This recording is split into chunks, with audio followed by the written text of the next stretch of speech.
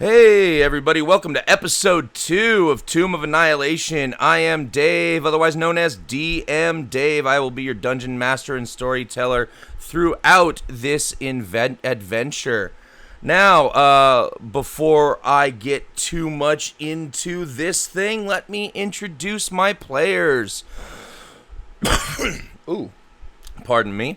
Let's go down the line, starting with Dreamfire, played by Callie Chris. Callie Chris, tell them who you are. Oh, wait. I'm supposed to do a question. I almost forgot. The most important bit, right? Is our questions.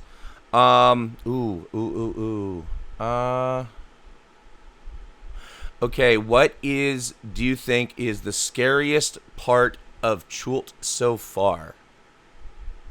That is my question. What do you think is the scariest part of Chult so far? And go ahead and Dreamfire, tell them who you are, where they can find you, and answer the question, please. Hi, I'm Kelly Chris. Hello, somebody you can find me on Facebook as Chris Nelson. I play Dreamfire, the Gemborn Dragon. The scariest part about children to me, I think, is just the unknown. The unknown? Okay. Yeah, fear of the unknown. Your voice is coming through a little quiet. Are you your mic doing okay? Can you hear me now? That is much better. Okay. Excellent. Let's go down the line to Allen Visker, played by Rife. Rife, tell them who you are, where they can find you, and what do you think is the scariest part of Chult so Yes, look, it's me. I'm back again.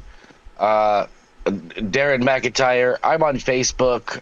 You want the picture that is not in black and white. The black and white one's my dad. He's not cool. I'm cool. And the scariest thing is the permanency of death. I don't think I've ever played in a campaign where if you die, you're all the way dead, and it's kind of off-putting. Oh, well, I mean, hey, that's a really, really great point. Right, the fact that resurrection or revivification are not really useful spells in this game are a little daunting, right? Yeah, but you don't have to pack a diamond for revivify. I mean, at least you get to spend your diamonds, right? Right, exactly. All right, let's get down the line to Mr. October, Professor Midnight. How's it going? Tell them who you are, where they can find you. Hello, chat. Once again, the voice of Banshee and Professor Midnight coming at you again. You can find me at my Twitter handle at TVJade. And the scariest thing about Schultz is Professor Midnight is not too overly fond of the color green, and so he's dreading going into the jungle. Oh, a fear of the color green. Interesting. He doesn't have the will. No brightest day, no darkest night. No, the evil's totally escaping Professor Midnight's sight. The last time he was encompassed by the color green, something vile and profane occurred. I love it. Mysterious, too. All right, and finally, we've got Eliwick, played by Sola. Sola, tell them who you are and where they can find you. Yes, I am Sola. Hello, it's good to see everybody again. And I do play Eliwick. I also play Butterfly on the Tuesday games, on and off. And you can find me at Twitter, at sdeverbree, and you can also find me on Instagram at SolaGreen. And I always like to have a fun time. As for the question, the scariest thing about Schultz for Eliwick right now is, well, I would have to say that it is unfortunately the ideal that I might run into trouble that I cannot talk my way out of. I've not yet ran into violence, but I do know that I will run into it, and I'm concerned about how that might go. Fair. Alrighty then, and that being said, you guys both mentioned Cyber Nights on Tuesday nights, and currently that show is on mid-season break, but we will be returning very soon, so stay tuned. Look for the announcement when it comes out that we are returning from our break. Also, want to take a quick moment to shout out to our corporate overlords and talk to you a little bit about Dubby Energy. Dubby Energy is the energy of the future. It's a powdered energy drink that you can mix up, kind of like Kool-Aid, shake it up in a little neat shaker that they send you. And it's a jitter-free boost. Instead of using coffee beans, it uses coffee fruit extract. So you get a jitterless energy, which is perfect for gaming. So check it out, and if you use the coupon code PURPLENURPLE at checkout, you get 10% off your order, and Sputter Media gets 10% of the commission of your order. And right now, I am about to get 10% of my own order, because I got to put in a new W order this weekend. And the link should be popping up in chat very shortly for those of you who are following. And we just wait for that, and we will continue. Let's go ahead and get a little bit of a recap from last week's session. And do we have a volunteer to give us the recap for inspiration?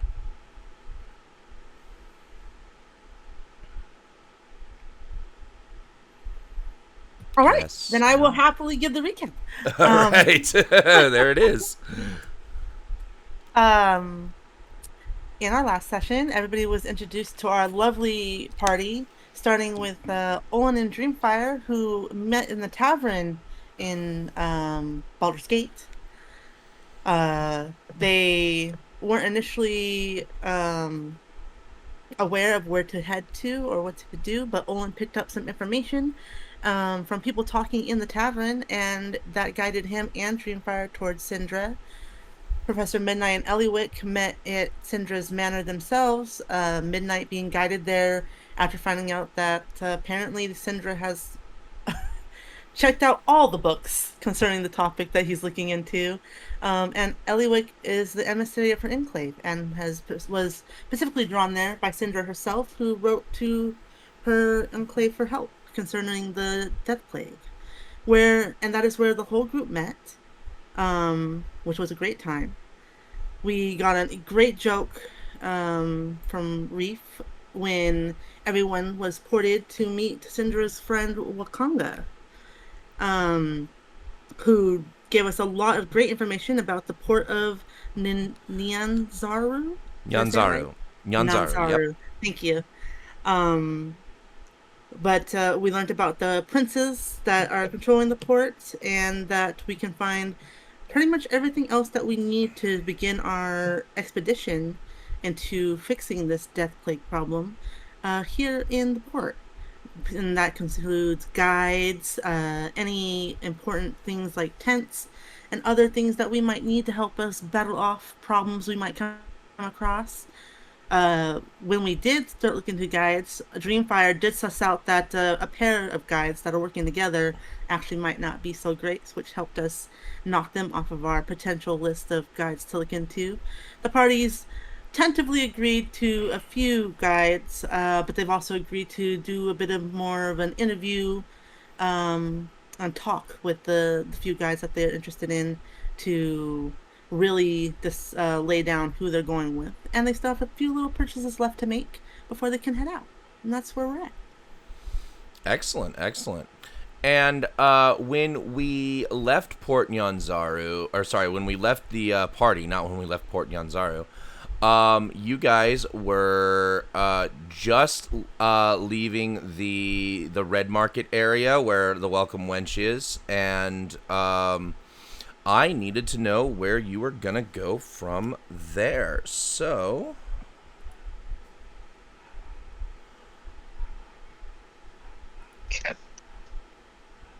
Can't navigate on this. That's weird. I can't No, well, you can't, because the only token is an observer token, which is just the party token. I will be moving you guys around the city. Notice that I can't drag the map around. Oh, right click. Yeah, that's what I'm doing. Oh. Now it's working. That's weird. Oh well, yeah, we're golden. Anyway, we still need what was it? It was oil for the lantern that we didn't pick up. And was there anything else we didn't pick up? Oil for the lantern. You are in the right place for that, right there in the Red Market area. So by all means, just how much it is on goods and services. I actually think Yes. I have. It's gonna be a silver piece per oil. Yep. Hollywood will be. How many do we want to get to potentially be prepared? It's going to. I mean, just grab 10 and drop a whole gold on it, right? Okay. So yeah, my lantern, it lasts for 6 hours on 1 flask of oil. I have 2 flasks of oil right now. All right. Now so we have we'll, a good dozen, right? we'll buy the 10 more for 1 gold piece equal.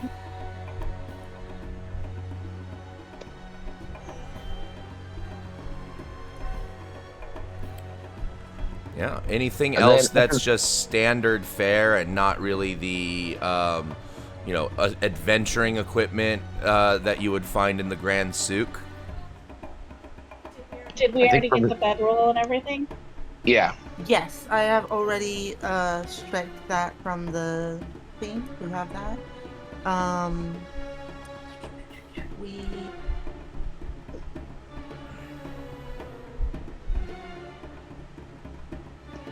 who all had rope here? I think almost everyone. Let me check to make sure I do. I have rope. I got rope. I do. I have rope. Okay, so I'm the only one without rope, but that's fine. We should be more than enough rope. Yeah, I think from here all we need to do is we're gonna go interview those guides. Just a bit. We'll We decide should on probably canoe go. or- I would say we should probably head to the suit to get a canoe and a few other things that we're gonna need, like some potions. We're definitely gonna want to invest in some healer kits. Absolutely, yes to all. I think we need to maybe mounts, maybe some good mounts, but horses probably won't do the trick. Giant riding lizards. Horses basically are dinosaurs are the pack animals of this region. So Right. What do they do for steeds around here? Is dinosaurs, it giant lizards? like hadrosaurs, Well, or even triceratopses, if you're if you can manage one of them. you're a quick pea pod, but before we get onto the topic of mounts, we should probably go to the suit first, just to see where our funds land before we start looking into a mount. Okay. What do we need from the souk again? Potions and stuff. Yes. Yeah. All right, bet. It's also where we're gonna pick up our canoe.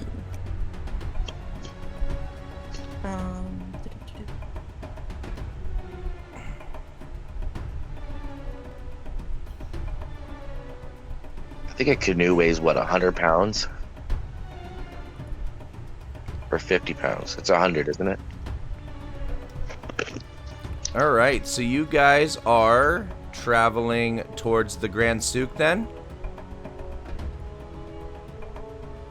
Yeah. All right, so I am rolling a random encounter of what might happen on your way to Port Nyanzaru. Or sorry, on your way to the Grand Souk. Yeah.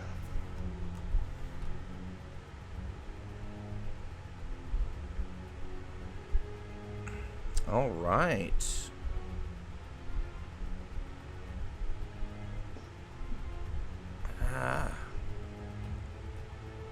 I wish things scrolled faster sometimes. Okay.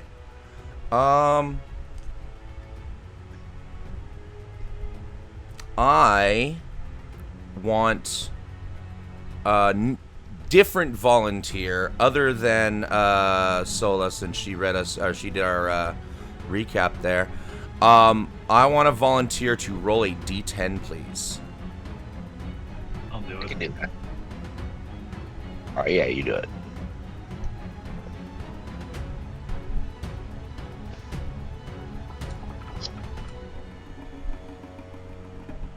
Ah, yes. Excellent.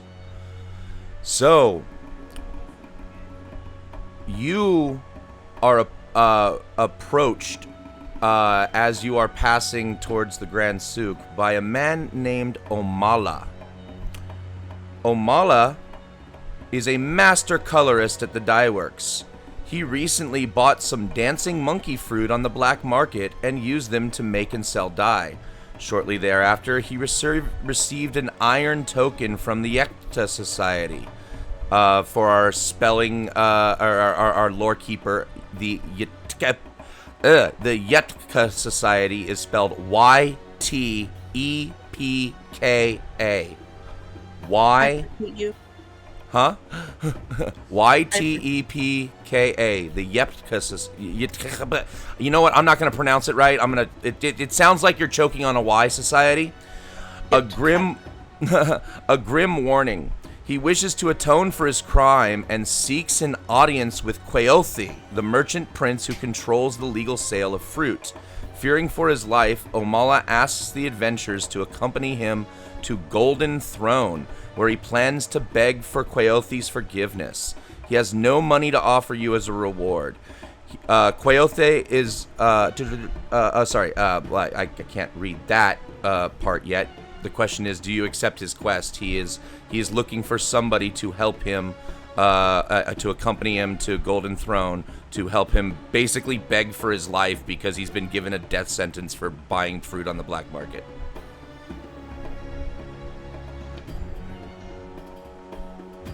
I don't think we should let this man die for buying fruit. He bought fruit on the black market? So that he could use it to make dye. Huh. But unfortunately, the merchant prince who controls the sale of fruit does not approve of these kinds of illegal sales, and so he wants to go to... Well, that's an odd shake of pepper. If my friends are agreeable, then I'm sure we wouldn't mind coming. I can't guarantee that we'll be of any help, but there's no harm in trying. I'll definitely do what I can to keep you from being murdered. While I am a stranger in these lands and unfamiliar with your laws, I will accompany you. I just want to see how this is going to play out. I'm coming. Excellent. So, we will go to the Golden Throne. Oh my god, are we gonna see the Emperor of Mankind in there? Well, remember, there's 7 of them. One of the emperors of mankind.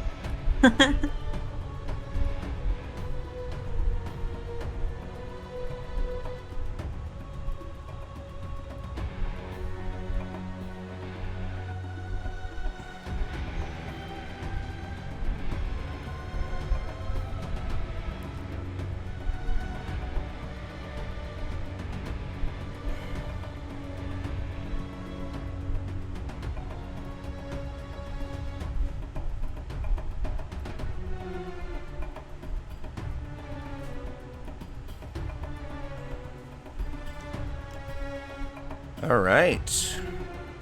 And we are here in the Golden Throne.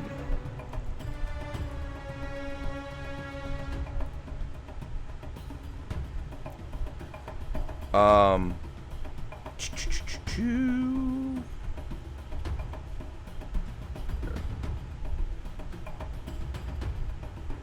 it.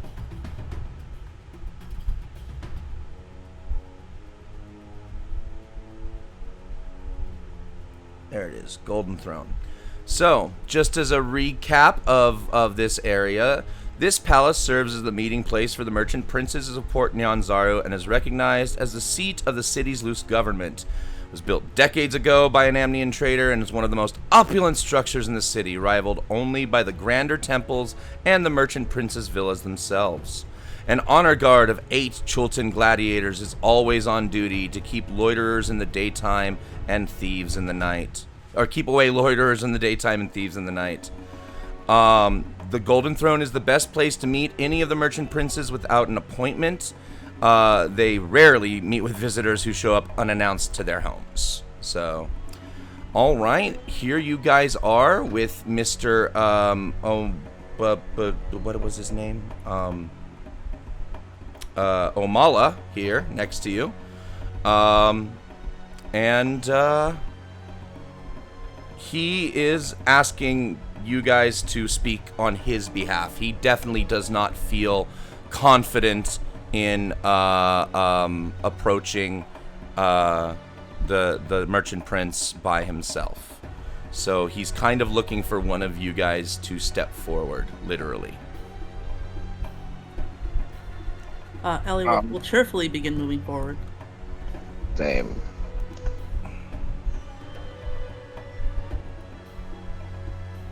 I would say she's moving cautiously, though, looking for any cues that she's moving too far from the guards around.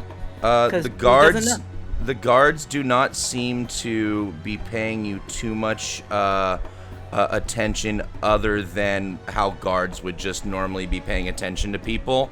As long as you're not causing trouble, it seems like they are just there to stand on duty. If you guys were just, like, as I said, loitering, had no business here, and just, like, were hanging in the hallway, then they might come and approach and say something. But if you seem to be here on business, absolutely not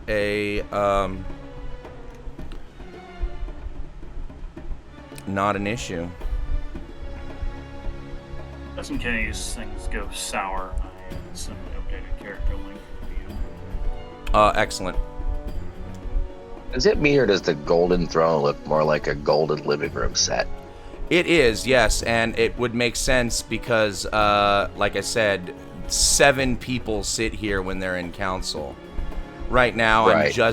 I'm just putting Queothe here for the purposes of not wanting to throw 10 fucking tokens on here. That's fair. But here we are, Queothe and your commoner friend Omala. So who is going to speak? Is Ellie there any... will. Oh, sorry. No, go ahead. Ellie will begin with a curtsy. Greetings.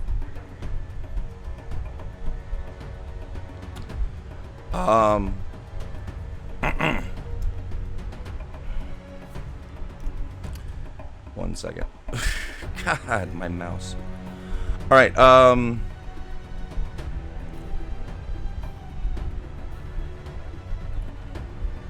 Quailthay.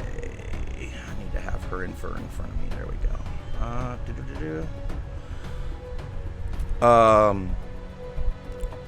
Sorry. Start over for me again, Eliwick. I am now ready to RP.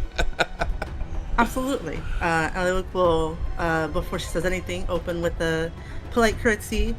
And as she raises from her curtsy, she will offer a kind smile. Greetings. Well, I do appreciate some politeness, Quailthay says. I apologize, with my deep bass of a voice, I'm never gonna sound like a woman. So just, you're gonna have to catch from pronoun cues the gender of whom you're speaking to. But yes, Quailthay is a woman. Thank you. I wasn't quite sure if I was being polite, as we're new here, so I don't know all of your methods of etiquette. But we've been brought here by someone, Mr. Omala, concerning some actions of his that you are disagreeable with. May we approach to talk about this?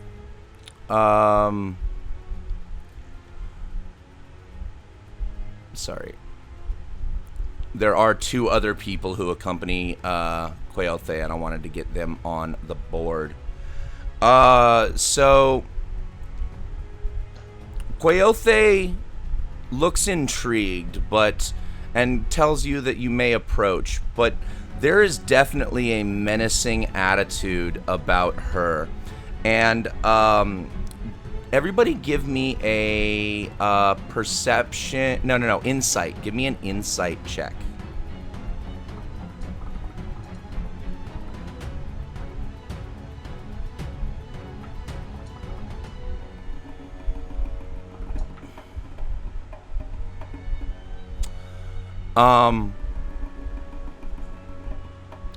Eliwick, you notice the two companions sitting on the couches next to Queothe seem to have a very lascivious look that they are giving towards the party.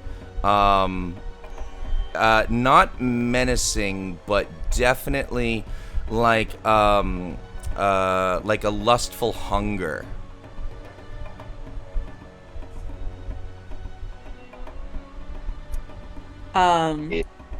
Eliwick doesn't say anything about that, but I would say that the group might notice that she goes from her normal cheerful and generally upbeat attitude to kind of nervous as she will just kind of like pat at the front of her outfit and kind of smooth at her chainmail nervously. Mm-hmm. So, what is it that you are here to speak about?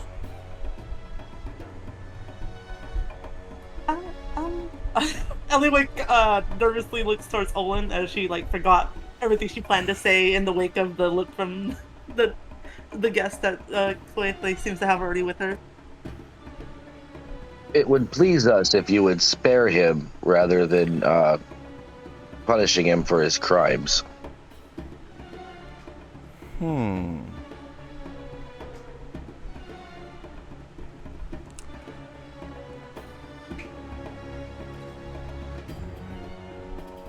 I think that I would be willing to forgive Omala's lapse in judgment, provided you do something for me.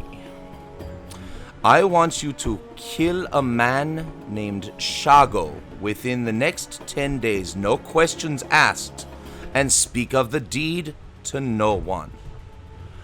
Queothe tells you that Shago works as a guide out of Fort Beluarian. If you fail in this task, Omala will be sentenced to the executioner's run in 10 days. Shago dead in 10 days, or Omala faces the executioner's run and has to run away from hungry dinosaurs. That is Queothe's deal. Absolutely not. Can I volunteer to run the executioner's run in his place? Absolutely not. I want Shago dead, not you.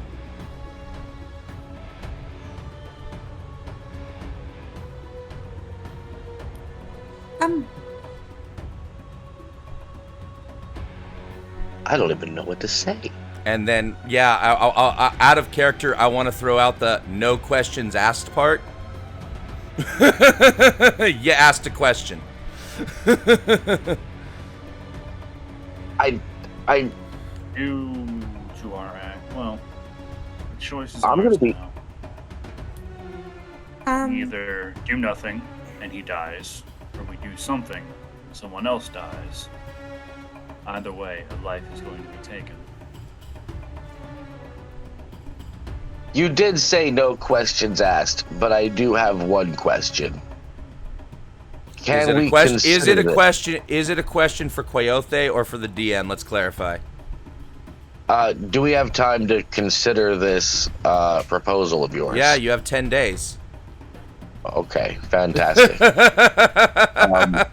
Because after that, the deal expires, and Omala is going to run for his life, literally.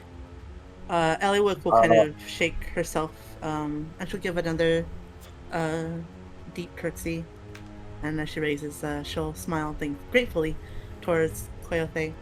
Thank you for your willingness to compromise, for a deal about this. I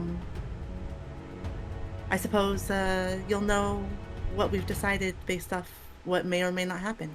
Eliwick beams. Queothe nods to a couple of the guards, and they come and grab Omala to take him into custody. Oh. And Quaothe says, you bring Shago's head to me, or you can, or in 10 days, Omala faces the run. I'm gonna gesture to my companions that we should depart. We should leave. Okay. And nods and starts walking away.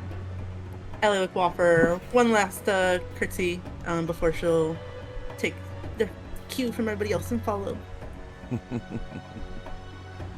Just gotta talk about this in private. I understood that. Now, if you guys actually click on the where it says Port Nyanzaru, it will take you to the Port Nyanzaru map. Oh, that's gangster. Look at Physically. that. Isn't that awesome? Yeah. That's so chill. So, can we assume we're in a private place when we have this discussion, or do we have to go find some place to talk? No. I mean, even the public place is technically a private place, if you will. I'm still waiting for Dreamfire to go to the other map so I can activate the other map. It's not letting me. It just keeps saying Tokyo Collide, and I'm not seeing where you click. on Did the- you put yourself in a wall or something? No. There you go. Now click Port Nyanzaru. I'm not seeing that option. There, I did it for you. Thank you. So, okay. Go ahead. My first inclination there was to immediately, maul her to death. But, obviously I didn't. It was probably a good idea that you not attack a merchant prince in the middle of the Golden Throne. Yeah, I'm I get that. I get that. And I understand that culturally this is how these people operate, but I think this is outrageous. No, I get it. It is. It's barbaric. 100%. You are absolutely right about that, but these are their laws. These are their rules. This is how they operate here, right? So Eliwick, So how does the Executioner's Run work? So the Executioner's Run is I can give you that description again. Give me 1 second. I mean, I know what it is, but I still like to read the descriptions. So like a gauntlet thing that you run through, right? So the road through the old city splits around a rectangular stone-lined pit 15 feet deep, 50 feet wide, and 200 feet long.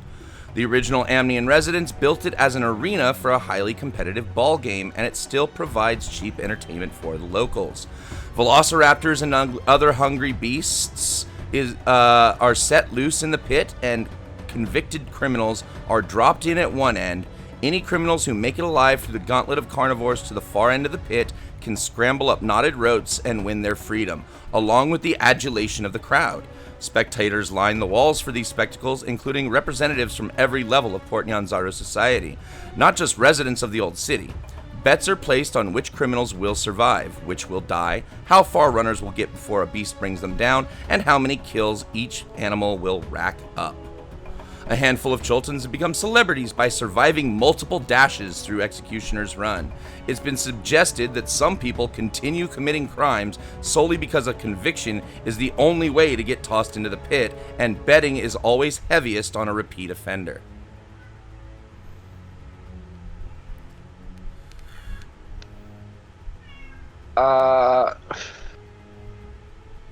Is there a way to surreptitiously interfere with the Executioner's Run? So the answer to that question would be yes, you could. It is very frowned upon, and if you get caught, you might be facing the run yourself. What if I commit a crime and get into the same Executioner's Run? Am I allowed to help my fellow prisoners? Yes. And are there any rules against your abilities in, like, you know, will I be able to use my magic and stuff? If you are in the run, you can use anything that you've got. But if you are not in the run, interference from outside is a crime. So, if we commit a crime, can we say, okay, I want to go into the executioner's run with this guy, and they'll let us all go together, or what? It is not a guarantee that that would happen, no. All right. But it could be timed well. I.e., if you committed your crime, and depending on the crime that you committed, right before the 10-day expiration, yeah, that might work out right.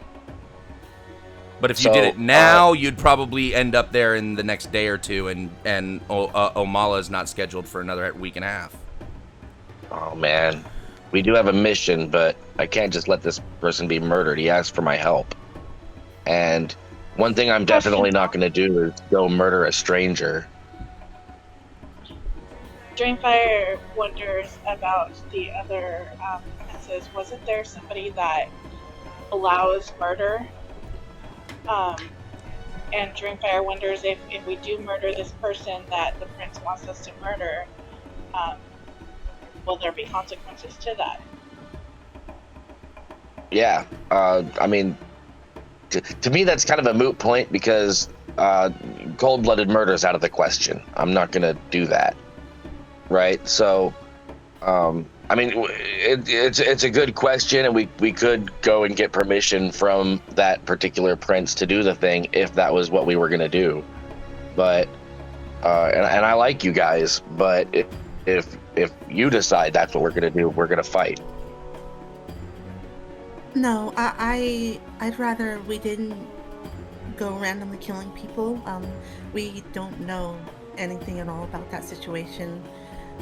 So we could go find out about them, find out what they're caught up in, which might give us insights on why this prince wants this person murdered. But honestly,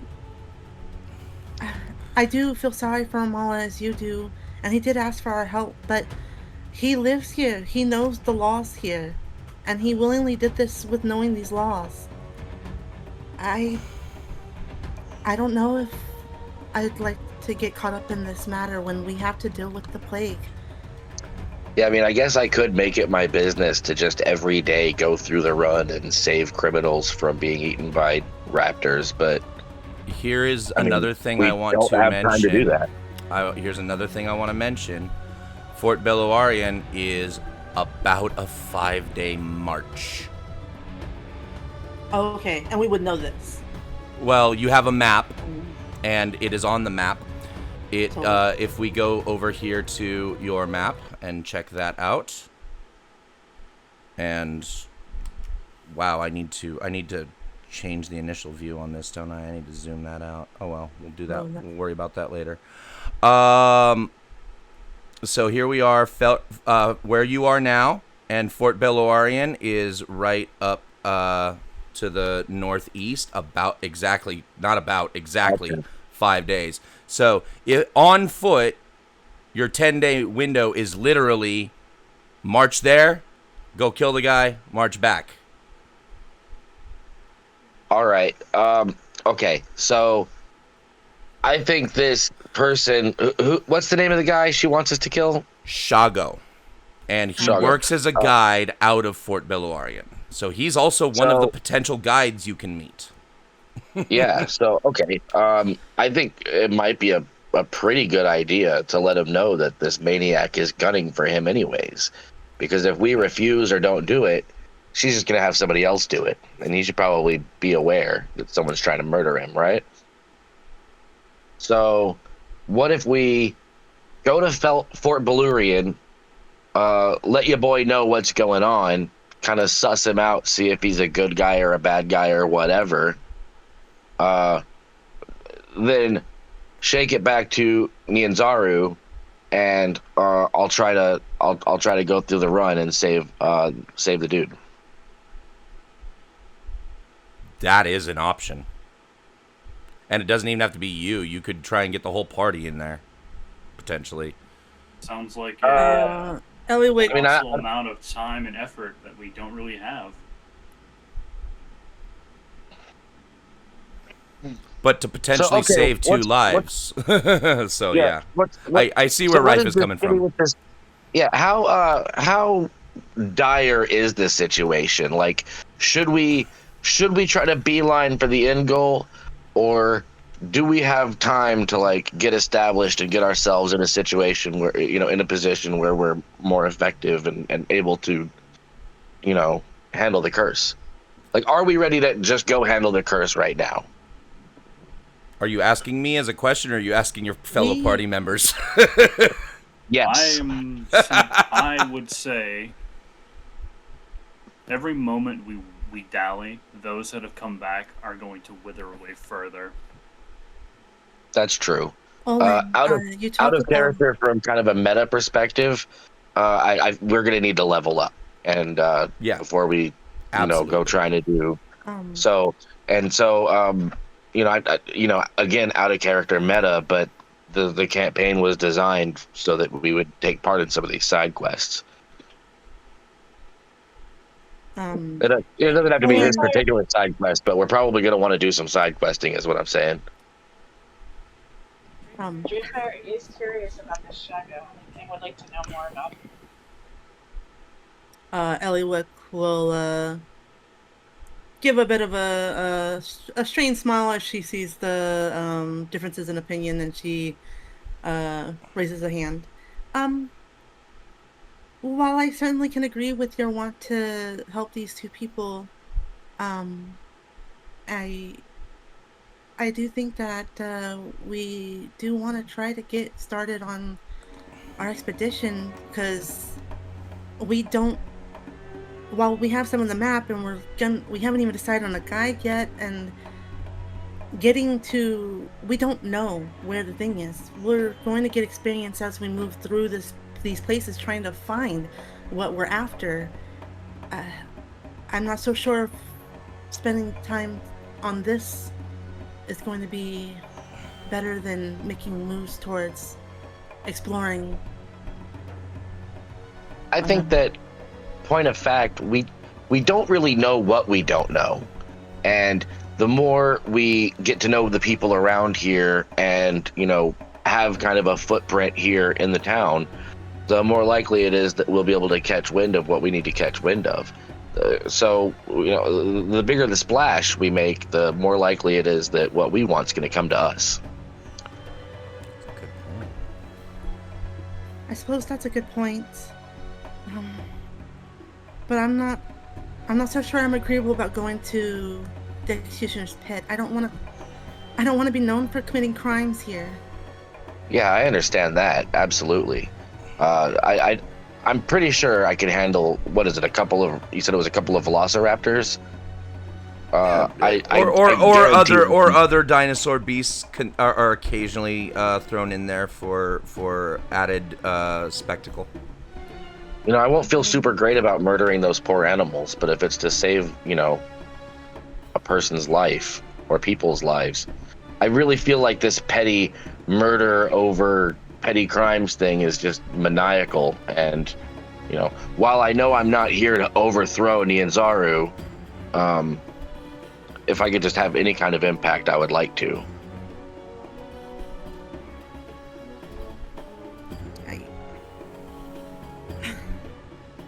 You're part of the party. If you commit a crime, it'll affect all of us. Not That's true. just you. And I think that the people around here have kind of a different kind of relationship with crime than where we're from. This is like the Wild West out here. It's just different. Apparently, succeeding in the executioner's run makes you like a whole celebrity. Yeah. Maybe we'll meet somebody, with some connections that might be able to help us out. And I don't need anyone to go into that thing with me. I'm pretty confident that I can body almost anything.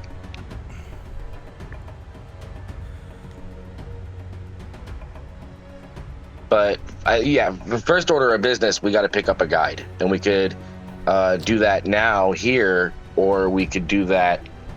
Maybe Shago could be our guide. We go pick that guy up. I mean, we have to get to know him. We find out he's a good person or not. Yeah, I mean, it Eloy might turn out shakes her this. head. Yeah, if we get there and it turns out that this lady wants him murdered for legitimate reasons, and he's a bad guy, then maybe we can call an audible and just do the thing.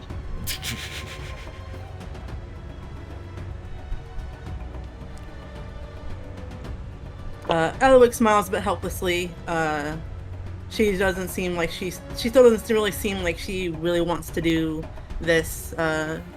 She seems to be more on board with the professor, but she'll nod reluctantly.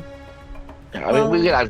Tell you what, we don't have to leave right away. What time is it in the day right now? It's still fairly, I would say, almost midday, noonish, if you guys just started market shopping in the morning.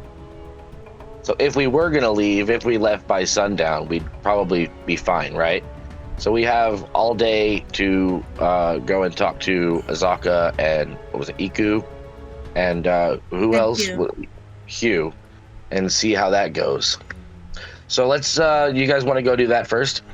We should probably finish getting the rest of our supplies at the souk before we do anything. Didn't we get them? It was just oil that was left on the list, right? No. You got the stuff that you needed at the red market, but the Grand Souk still had some equipment like the canoe or the tents and whatnot. Those kinds of things were gonna need to be picked up at the souk. And then if you wanted to buy a dinosaur, you'd have to go to the dinosaur pens. Yeah, we were on our way there, but we bumped into Amala. Yeah, he distracted us. Okay, cool. And the Grand Souk is right next to the Golden Throne, so you're like not far from where you need to be. Okay, yeah. Okay. Also, the Grand Souk on the map, that should also be an active link that will just pull your token into. Yep, there you go. Yeah, it's not letting me all of a sudden. Well, token controls, right? And then, yeah. Do I have to walk closer to it? yeah, you do have to be next to the stairway. It's technically a stairway, or at least as far as the VTT is concerned. But yeah, if you come up to it and then you're next to it, and then you just click on that little house token right there next to Grand Souk, pulls you in. Hey, now it's a party. Yep. I will pose this question to the party. While I do not know what lies within the jungle, there may be water, but there also is the point of what dangers lie in the water, and any additional weight we have to carry may impede us upon trying to save our own hide. Yeah, I do have apprehensions about the canoe for that reason. If we did get a canoe, we would definitely have to get something to carry the canoe. And then the thing that's carrying the canoe is not going to fit in the canoe. So I think that for transportation, we should consider riding lizards. I think I saw that on the list.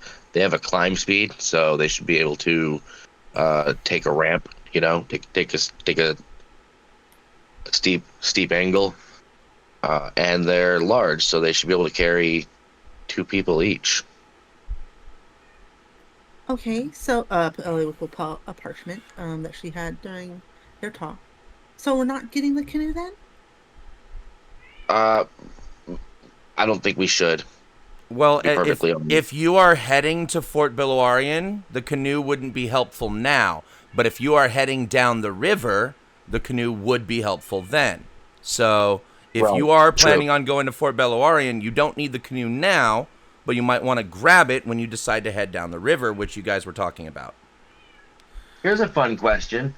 There's a foldable boat. Is that in the magic item list here? Yes. So, and magic items are exclusively traded and controlled by Wakanga, who you have a 10% discount with. So, if you look at the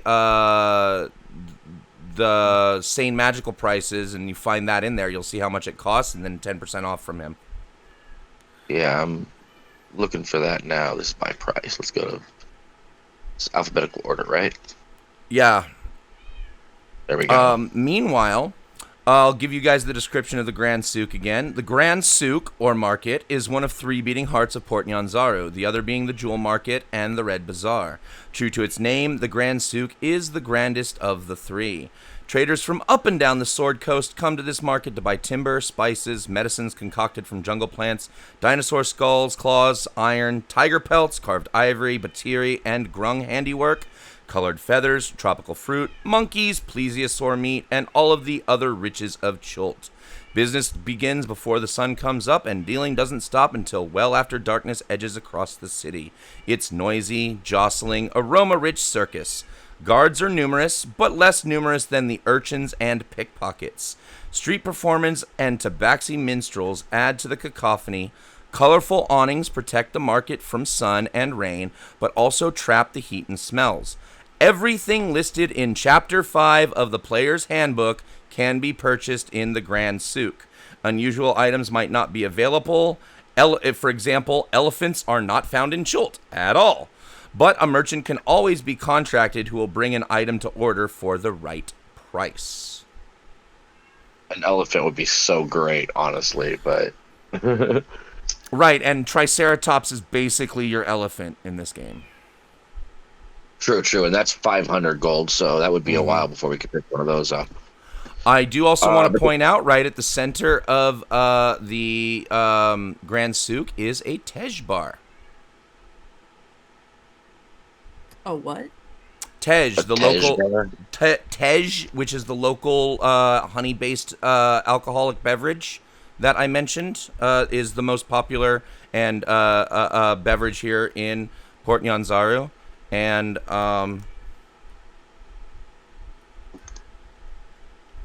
you guys want to rock the Tej bar? Let me just throw a bartender up in here because I forgot to add her in there. There she is. And you do see several people around the bar drinking. One in particular, I want everybody to give me a history check, please. Roger. Rolling.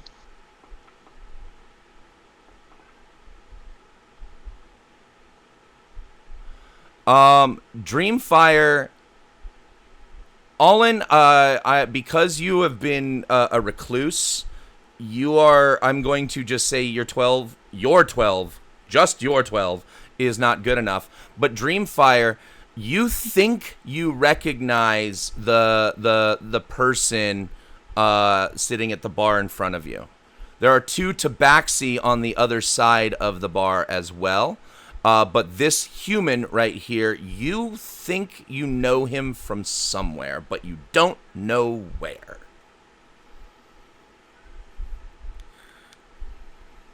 Well,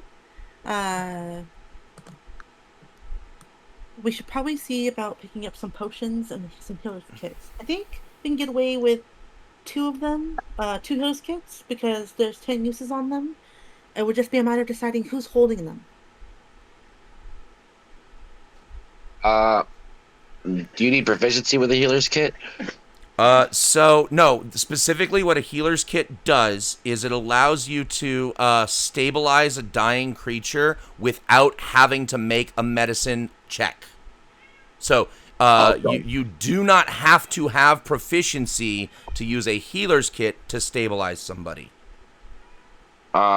I'm not going to need to carry those because I have my own way of doing it. I think if anyone's going to be carrying them, it would be people who can't already intrinsically heal people. So that would be Dreamfire and Midnight, right? I have a pretty good medicine. Right, well, no, the healer's kit lets you forego the medicine check. That's what it does. You just use it as an action to stabilize somebody, without having to use a medicine check to stabilize them.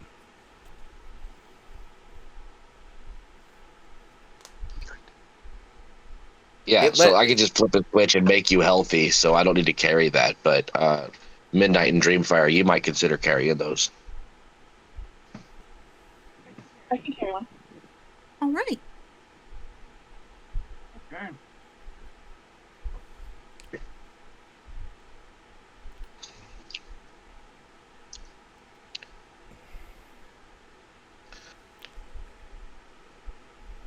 And did anybody else want a potion at all? So as for the potions, we might consider everyone carrying one bottle. Just a potion of minor healing.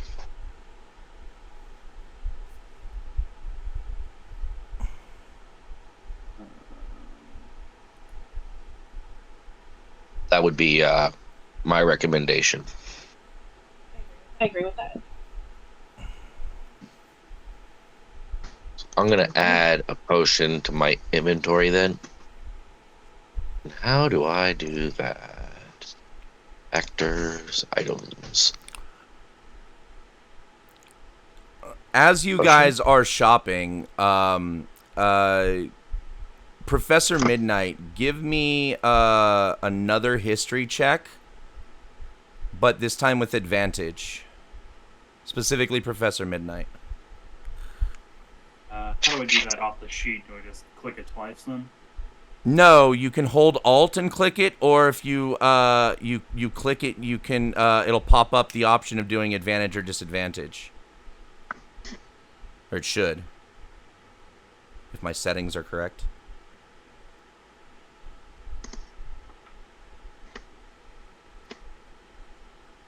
Alrighty. Or that's the other option, rolling twice. But that 21 is fucking fantastic, right? You recognize this man at the center as Volo Thamp, the Volo Thamp, as in Volo's Guide to Monsters, Volo Thamp. Oh. He is being loud and drunk, and specifically also, as he is being loud and drunk, he is signing copies of Volo Thamp's Guide to Monsters. Meta. I will approach him. Dreamfire approaches.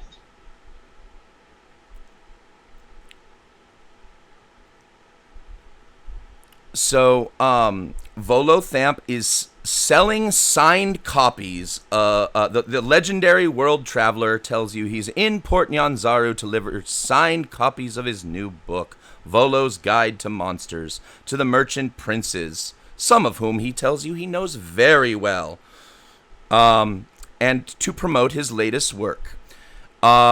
He is drunk off his ass right now. And if you guys buy a hardcover copy, a signed hardcover copy of Volo's book for 50 gold pieces, the durable hardcover copy edition specifically, so that it doesn't get damaged in the jungles, you can actually put it to use in game. Anytime you make a lore check, be it history, nature, arcana, or religion, to identify a monster or know things about it, you have advantage on that roll if you are in possession of this book. You don't even have to take time to look through it. It's magic that way? Well, no. The idea is that you're studying the book, right? Oh, okay. And so the person who has the book and is studying it will have advantage on their checks to so no, it's not magic. It's just conceptually, you have the book, presumably you're reading it in your downtime, you get the advantage to try and identify shit about monsters in the wild. That sounds valuable. It is valuable. Can this book be passed around to the team? Only the person who is currently in possession of it would get the benefit. Where are we financially currently? So you could buy 4 copies of the book if you want everybody to have 200, to drop 200 bones. Yeah. I'm not so sure that would be a wise decision. I agree. Yeah, wanna know what are our funds looking like? We are looking at 269 gold left. Oh, that's not. You said 269? Yes. Didn't we start with 500? Yes. Wow. We have bought potions. We have bought 2 healers kit. We bought oil. We bought 3 tents, We bought the incense, bedrolls, a rain catcher. We have bought things. Our Yeah, funds true are facts. depleting. You right. Be advised that we need 150 gold minimum to hire a guide if we're going to do that. But okay, cool. So we're at 269. If we subtract that out now, so we make sure we don't spend it, we are at 119. 119. So 50 gold would bring us down to 79, right? So yeah, I don't. Maybe we ought 69. not to do that. 69, yeah. Nice. Nice. Yeah, I did that on purpose. Anyway, Oh, I Anyway. maybe skip the book for now, unless he wants to. Does he have a layaway option? I did mention he's drunk off his ass for a reason. Yeah.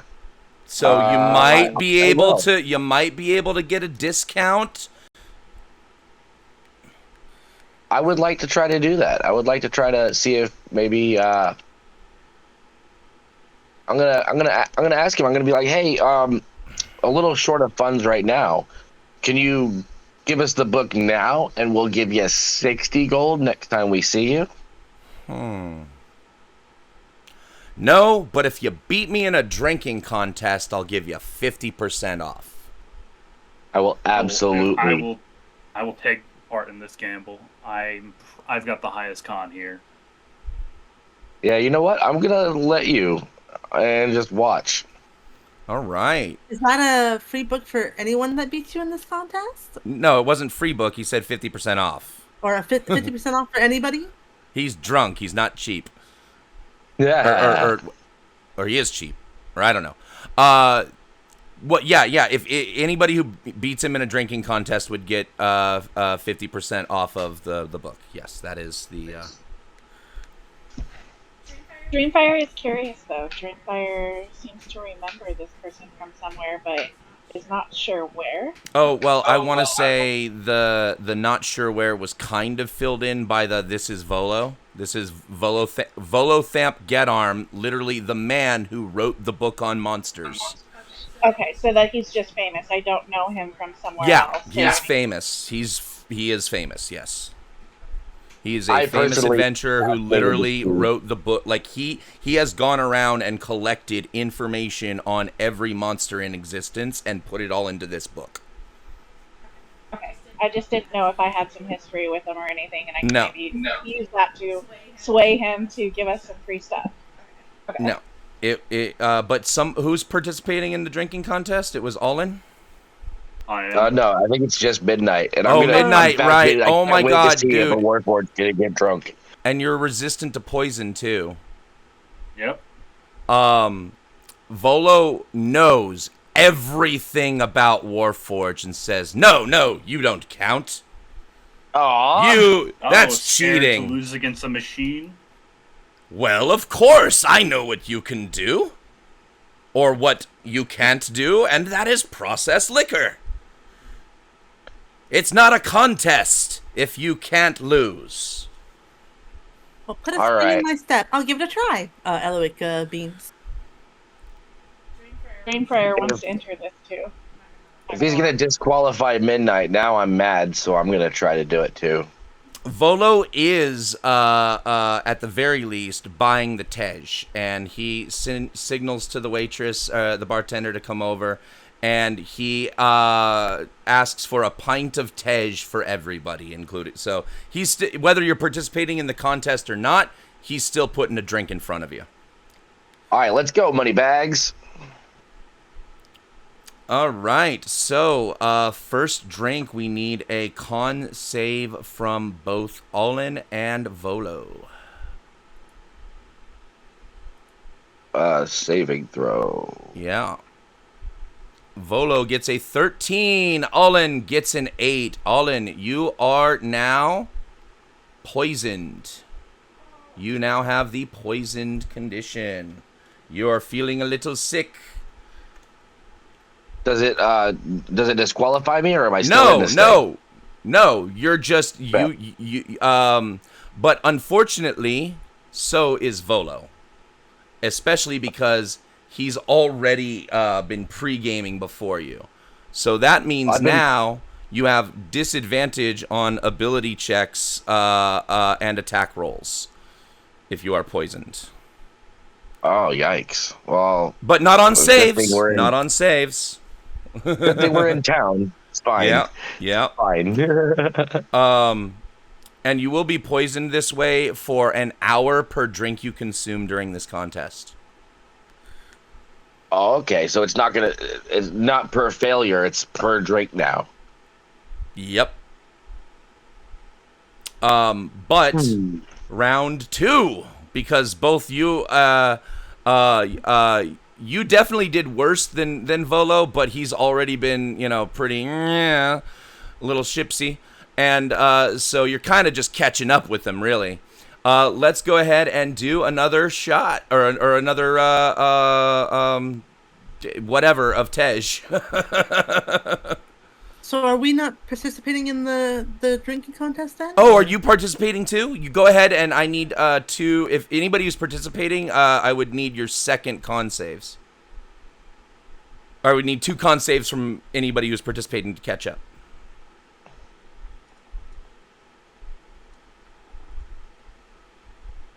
Okay, Dreamfire not poisoned. Eliwick poisoned for the first one, but did really good on the second one. Dreamfire poisoned on the second one. So everybody but Midnight is poisoned now, because I think you're immune to the poisoned condition, or I know you're resistant to poison, right? Let me pull up my character. Immune to disease, resistant to poison, but I don't think immune to the poison condition. No, not immune to poison condition. Okay. But I have not taken a sip yet. Right. No, that is correct. He's our Okay. designated driver. So based on all of the rolls so far, everybody is basically tied in this contest. So the highest con roll of round 3 wins. You guys ready? Yeah, let's do it. Yeah. Oh man, I forgot my own canon. I said I was a teetotaler last session.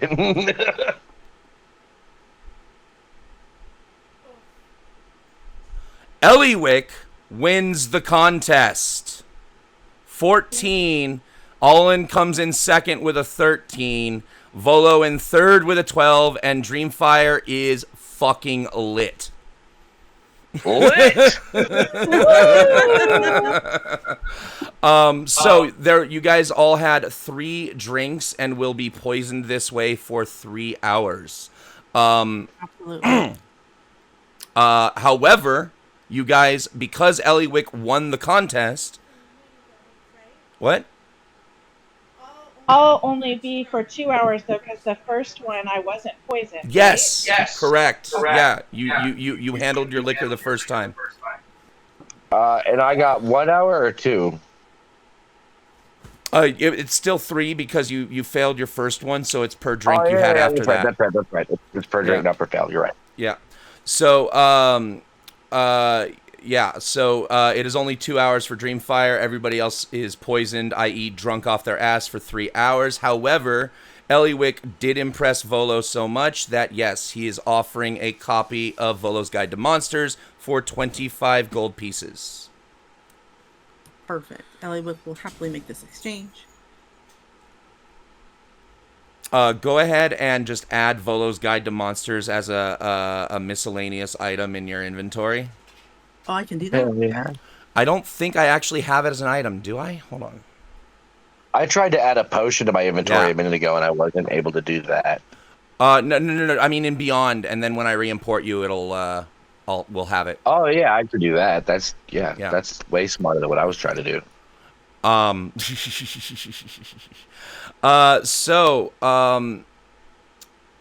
The question is, so I do want to say, you recognize River Mist and Flask of Wine as names that were on the Harbor Master's list for guides. So 2 of the optional guides, they do work as a pair, are also here at the bar. Just throwing that out there if you are interested in doing any more guide interviewing. Weren't they the ones with the Triceratops? And they're No, that was 2 different people.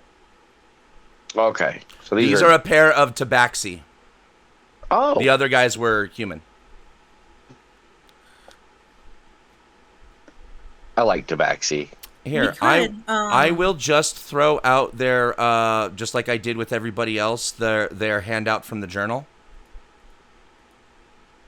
Oh, thank you. Eliwick, though, seeing them would turn to the party. Well, that's a sprouting tree, though we already have 3 guys that we're looking into, and if you really are pressing, she'll give a nod to Olin, about going to the fort, I'm not so sure you want to add more guides to interview. Well,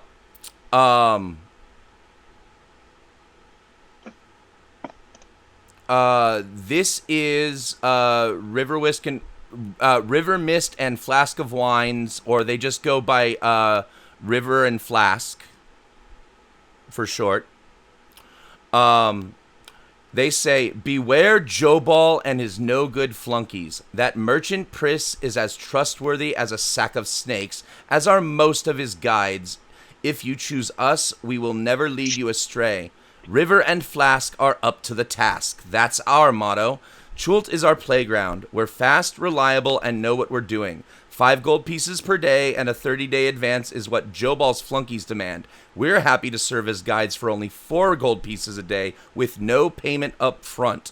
Even better, we'll waive the fee entirely for equal shares of whatever treasures we help to find. Ooh. If we end up getting a lot of money, that could long run be bad for us. Don't really trust these guys. Can I make an insight check on that sales pitch? Go ahead. Make that insight check, please. You are at disadvantage being... Oh, no, you're not. You didn't drink. Ha ha! I'm gonna walk up to him. There is definitely something I want to say... you get the feeling that they're hiding something, but you don't feel like they were lying to you. Does that make sense? Like, they were honest about what they were saying, but you just get the feeling that there's something secretive about them. Does that? But not the words that were coming out of their mouth. The words that were coming out of the mouth seemed like their honest truth. I'm gonna walk up to him and in Druidic, I'm gonna walk up to him and I'm gonna say, I'm not supposed to tell you this, but the Druidic word for tabaxi is Khajiit. Khajiit has wares if you have coin. Yes. Excellent. Taking inspiration for that one. I already have inspiration. Oh, well then start using your inspirations then. So that I can hand them out to you. Okay. But anyway, that is their pitch. Like you said, you heard their pitch, and then you bought Volo's book. Volo is also very, very, very talkative during the contest, and you would have easily been able to ask him whatever questions you wanted to about lots of topics. Oh my god. First off, back over to fucking Volo. Are you aware of any creatures that have an effect similar to this death curse? That is a good question. I don't think that I have ever heard of a creature that could do this, no. I can't think of a spell that could do this either. It would have to be like a level 10 spell, and we don't have those anymore. or a mixture of several spells into a very powerful artifact that is running them all at once. Just a Could thought. that be what it is? I don't know what I'm talking about. I'm drunk, Volo says, but that's the most logical conclusion that I have based on all of my adventuring that I have done all over this world. The only thing that could be causing this would be something, powerful enough to hold a lot of different magic all at once. We're about to go into the jungle, and we're going to try to find that thing and break it. Good luck with that. If you can do me a really big favor, if you were to just try and write down your exploits in some notes and return them to me, I would be happy to include them in my next book and absolutely make sure that you are mentioned in the foreword. I'm going to burp. I'm going to be like, I don't do a lot of... You should meet my friend Eliwick. She writes so much. Eliwick! Come meet Volo! Well, they've already met. She just beat him in a drinking contest. Eliwick, I forgot. Sorry, I forgot. I forgot. But anyway, Eliwick is summoned. Eliwick looks up from where she's writing on parchment. What? Yes?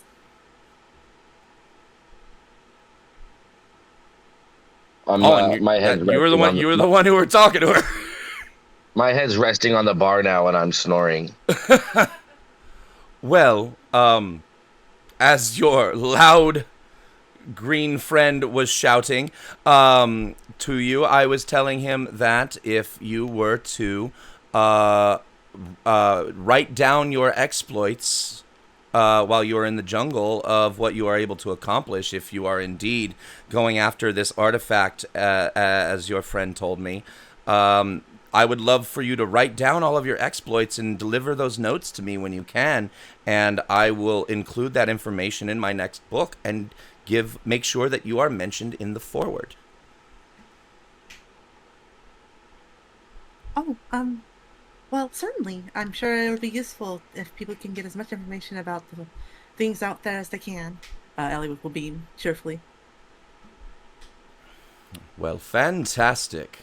So, over the table now, not in character, what is everybody feeling about, are you guys done here at the souk? Are you guys ready to move on to another leg? Are you ready to hire a guide, or are you heading to Fort Beluarian first? Or, what's the dealio?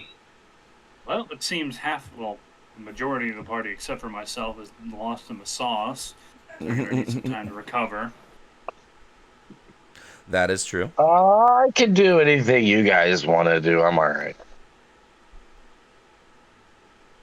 Dreamfire is really talkative when she's sloshed, so she does want to ask dude a couple more questions. By all means. And if you guys are spending your entire 3 hours here at the bar, whatever. I'm having so much fun RPing being drunk, honestly. But go ahead, Dreamfire. What are your questions for Volo? Does Volo know of any creatures in the jungle that we need to be especially careful for, and how we could meet them if we run across them?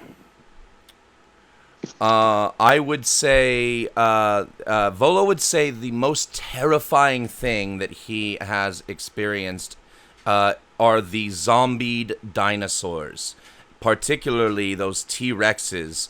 Man, when they become undead, they are terrifyingly difficult to kill. You are... he shudders at the thought, and he says, as far as how to beat them, well, I suppose a powerful enough cleric, they tend to be very good at defeating the undead with their ability to just turn them away.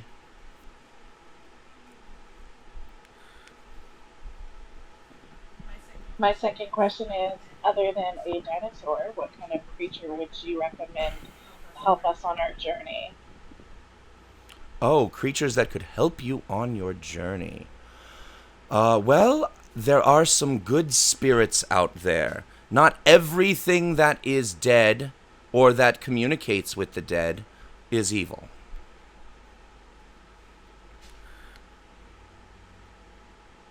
Do you know how we would know that we came across a good spirit? Is it trying to kill you? Fair.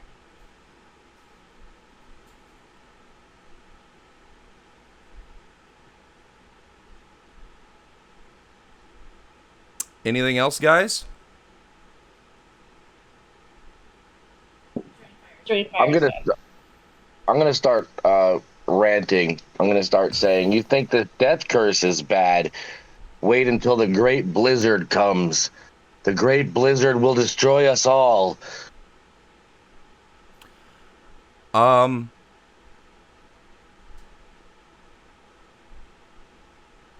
Okay. Interesting. No, if we spend our 3 hours here, I think the party would learn that Eliwick is a very quiet drunk who madly scribbles at her parchments. She's got like parchments upon parchments around her right now. As the 3 hours are going past, Professor Midnight is just going to be like flipping through his journal and adding entries as he seems necessary. Excellent.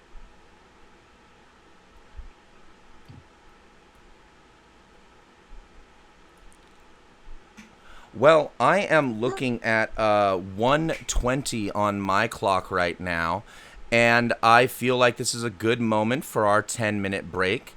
So how about we go ahead and get to break, and after that, you guys will be mostly sobered up, and I think the next idea was to head to Fort Beluarian. Is the party settled on that? Actually, I think we're going to talk to Iku, Azaka, and Hugh. Yes. Olin mentioned that, so I think that was the plan, and then Okay. we were going to head for Fort. Excellent. Fantastic. Yeah. All right. I'll see you guys in a little bit. Yeah. All right. See you guys in 10 minutes.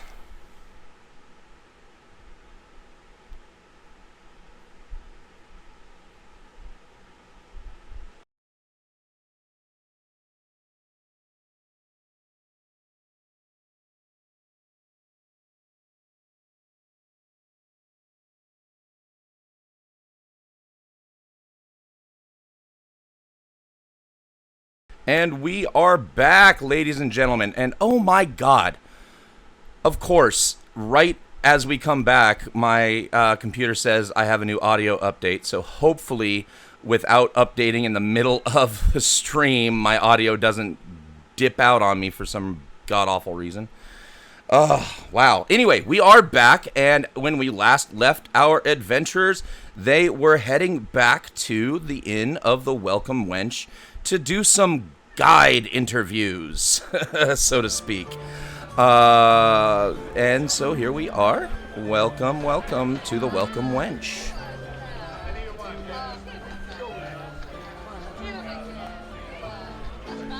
Can we do like a group interview with all three of them and make this real quick because my head is killing me? So, what I will say is not so much group interview, but I will allow you RP moments with each of the characters that you want to RP with. That's, i.e., if you have some particularly,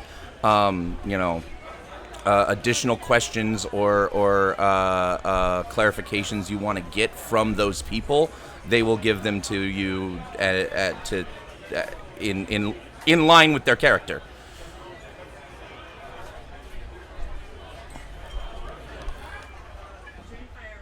I have some questions, but I don't want to go first because the light is just way too bright. My question would be first, who do you want to RP with? You were looking specifically, if I remember, at Eku, Azaka, and Hugh Hackenstone, correct? Was Musharib all the way out of the running? I don't know. You tell me. You stopped mentioning Musharib, so I haven't put him in the notes. Were we still trying to get Musharib as well? I mean, we could definitely talk to him if you want. The only reason I stopped mentioning him was because I like Azaka more. Okay.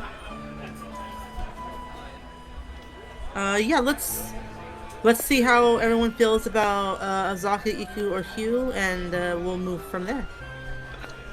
All right, which one do you guys want to start with first? Looks like Dreamfire was planning to start with Azaka. All right. So, what question did you Okay. have for Azaka? And I will answer that question the best way I understand Azaka would answer it. That is how I'm doing this. Okay. I would like to know what Azaka thinks of the other guides.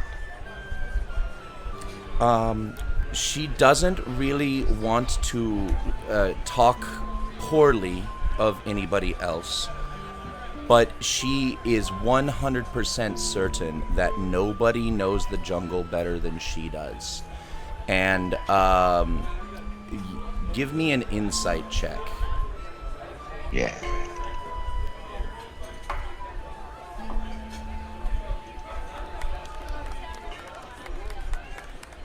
Very nice. 19. So, you get the sense that she has something up her sleeve as far as what allows her to have explored so much of the jungle. You're not sure what, but you get the sense that, you know, she really does know what she's talking about, and that she's got to have something that is really making her so effective of a survivalist that she is not sharing. Dreamfire asks Azaka, have you ever been in a battle, and do you have anything that will help you in a... I have been in many battles. I try to avoid fights when I can because it is dangerous for me to hurt people. They can be harmed in ways they would never know.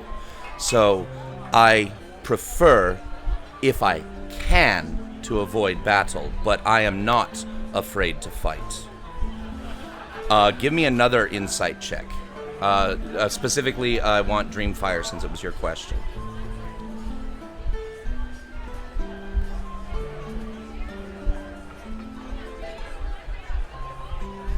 Yeah, you don't really pick anything up extra from that, though. Any other questions for Azaka? I'm going to ask her in Druidic if she knows Druidic. She shakes her head and is confused. Okay. No idea what you said. Yeah. I do not know that language. I do know native Chultan, though. She is a native Chultan. Oh, that could be super helpful, because I definitely don't. Does anyone here know Chultan? Nobody does, because nobody's from here. Everybody's from Baldur's Gate. Pretty sure most of the guides we pick up are going to be able to speak native Chultan, though. No, not all of them. Hugh doesn't speak Okay. native Chultan. The two fools over here you ruled out doesn't speak native Chultan. Musharib doesn't speak native Chultan. Eku does. Alright, well, that rules out. So that rules out everyone but Eku and Azanka. That in is my if opinion. that is if somebody who speaks native Chultan, and Shago, the guy you were sent after, is also a native Chultan. I still think we should go see him and let him know that he's in danger. Yeah, I do Or believe that was decide. the plan. Yeah, to go check out Fort Beloarian But at right least. now we're interviewing. Yeah. Anybody else have any more question questions? for Azaka? Yeah. Doesn't seem like it. You guys want to Ellie hear would- me? No, Midnight good. Lily just said. I did not hear you. I'm so sorry, my friend. Please go ahead. Due to a previous conversation, we learned that there are undead that dwell within the jungles. Are you a good enough guy to avoid this undead problem? I do know where the more heavier concentrated areas of undead are. However, we will have to go through some of those areas to get where you and I want to be if you are going to help me at my quest going to Firefinger. There is no way we will avoid some heavy concentration of undead. However, since you did mention you are traveling to Fort Beluarian, I can tell you that the path from here to Fort Beluarian is very, very, it's not absolutely free from undead, but one of the more safe paths to travel as far as undead concentration is concerned. It's fairly light, the path to Fort Beluarian. Okay. However, if you want to know more, you will have to hire me as a guide or be agreeing to help me on my quest. Would you be willing to work with one or more other guides? It absolutely depends on which guide that is and what direction they are going. If you are indeed helping me on my quest. However, if my quest is your priority and we accomplish that first or quickly, not necessarily first, but relatively quickly, then any guides that you wanted to pick up from there, it's your money, right? So. Right. I will advise you multiple guides. Just having them, period, could be a bit of a problem simply because we may differ in opinion on what the best course of action is, and so it could cause a lot more difficult choices for you guys to make. Of course. Yeah, that makes sense. We do know a lot about differing in opinions, but I think that's a good thing. Yes, but I advise you to be careful of having too many agendas at once. Yeah. All right. Any other questions for Azaka? Or sorry. Yeah, where is it that you're trying to go again?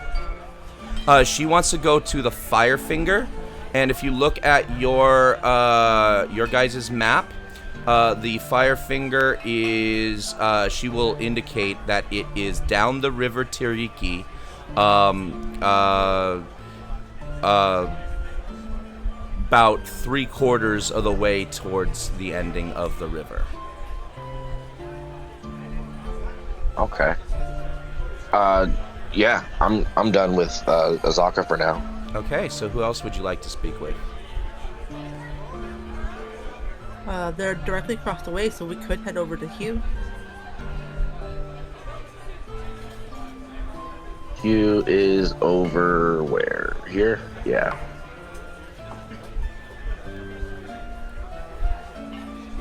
I'll just, yeah. Oh, never mind. You're coming to him. Haha.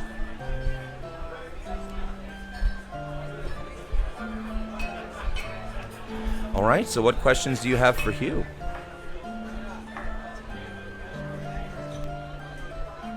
Hugh, other than being a guide and being able to help us navigate the jungle, what else can you bring to our party to help us? Well, I'm a hell of a fighter, lassie.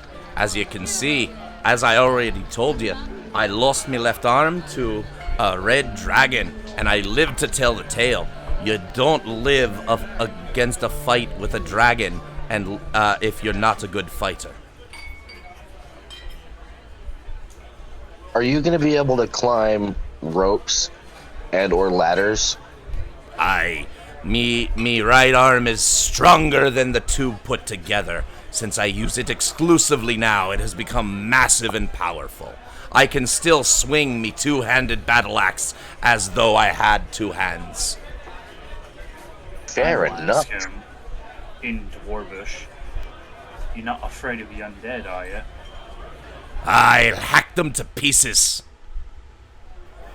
He replies in Dwarvish. Nice.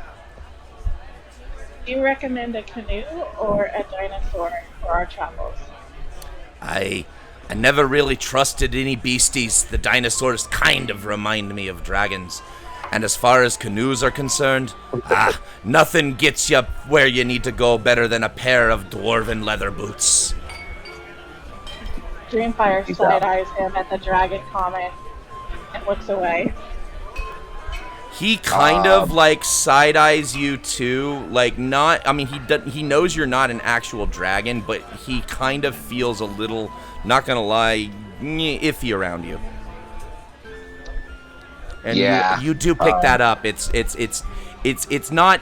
I want to say he's not being rude or aggressive or impolite, but you can tell, like you can sense his discomfort. There's a definite cultural bias going on here that I'm not really feeling. Okay. Well, do you have any other questions for Hugh then? No. Not me.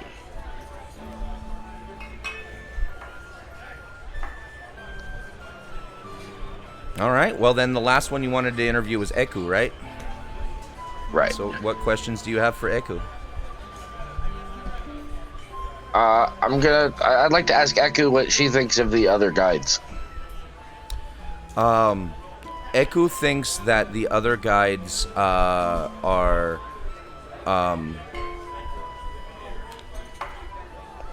not. The word I'm looking for is not quite unrighteous, but definitely doesn't like people. She doesn't like that people are so in it for the money. She feels that it is way more important to cleanse this land of all the evils, that people are way too focused on the coin, the treasure hunting, and should be focused on making Chult safer. You know, we're trying to end this death curse. That's why we're here. That's our ultimate goal. So, how do you feel about that? She feels like that is the most noble cause, that she would absolutely be willing to help you do that. Her fee structure still remains the same because, as I said, she has the part that she gives to Joe Ball to cover her guide license, and then the rest she donates to charity, usually to one of the temples here in Chult, or here in Port Nyanzaru when she returns from expeditions. She will say she has heard through the rumors of other people talking, since you've been talking to other people as you prepare for your expedition. Word has gotten around to her that you are seeking to end the death curse, and she believes what you are seeking is in the lost city of Omu. She has actually been to the lost city of Omu.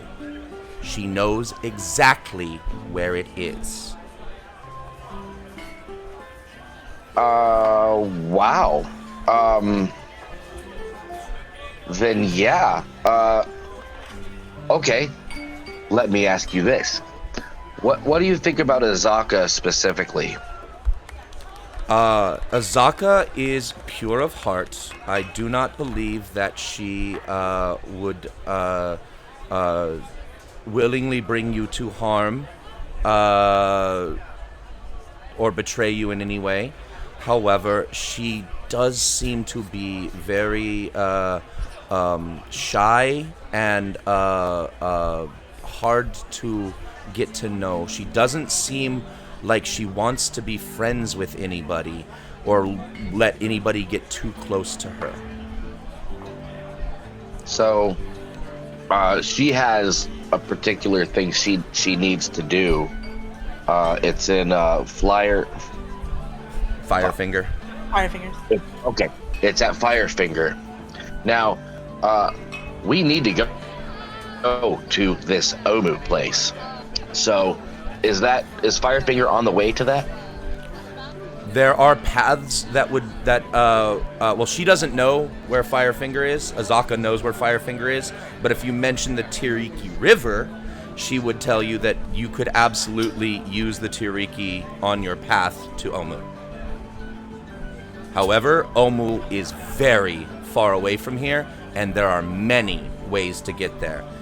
In fact, I might even, if you hire me, I have a recommendation for a bit of trip we should take on the side before we go to Omu. But of course, as I said, my goal is to cleanse all the evils, so I plan to go everywhere in Schult to do that. That particular place that you mentioned, where is that in relation to the Tairiki River? It is far south of the end of the river. So we would have to go down the Tairiki River and then keep going once we get to the end. Absolutely. In order to get to Omu, yes. Okay. I got it. She hesitates to tell you any more without being officially hired as a guide. What I would like to do, kids, friends, I don't know why I called you kids. That's so reductive and rude. Could Elliot do something real quick before you get into that? Totally. Would Iku at least answer what she has to offer in the ways of battle? Like, how does she fight? Yes.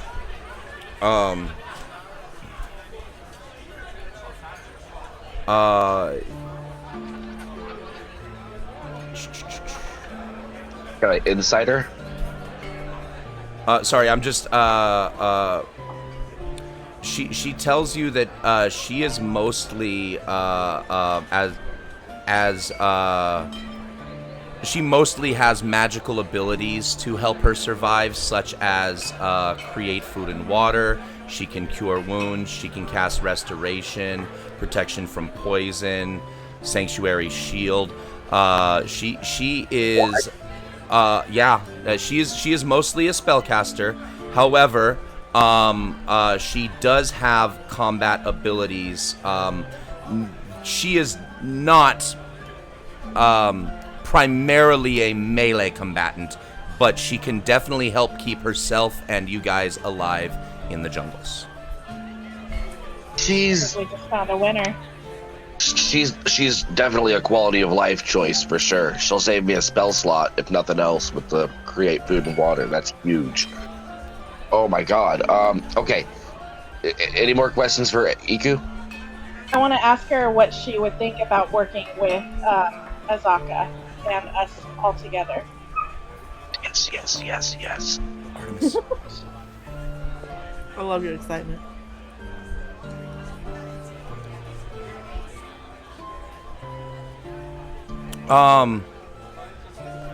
I need each of you one at a time to make a wisdom saving throw. Oh. Oh.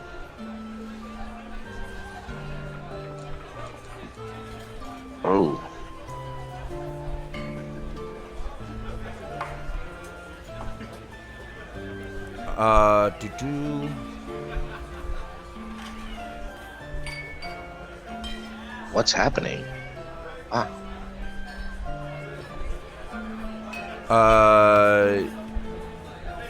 need saving, from everybody. Oh, you said one at a time, so I thought we were waiting for effects to take Oh, effect no. on someone. No, So I just, for the save, do I just click on my stat? you can just click on wisdom, and then it'll And pop then it'll up either prompt ability you. check or saving throw. You want saving throw. Alright.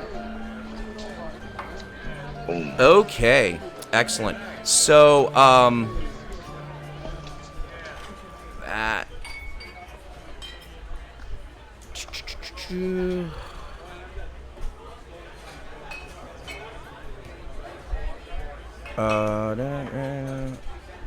All right.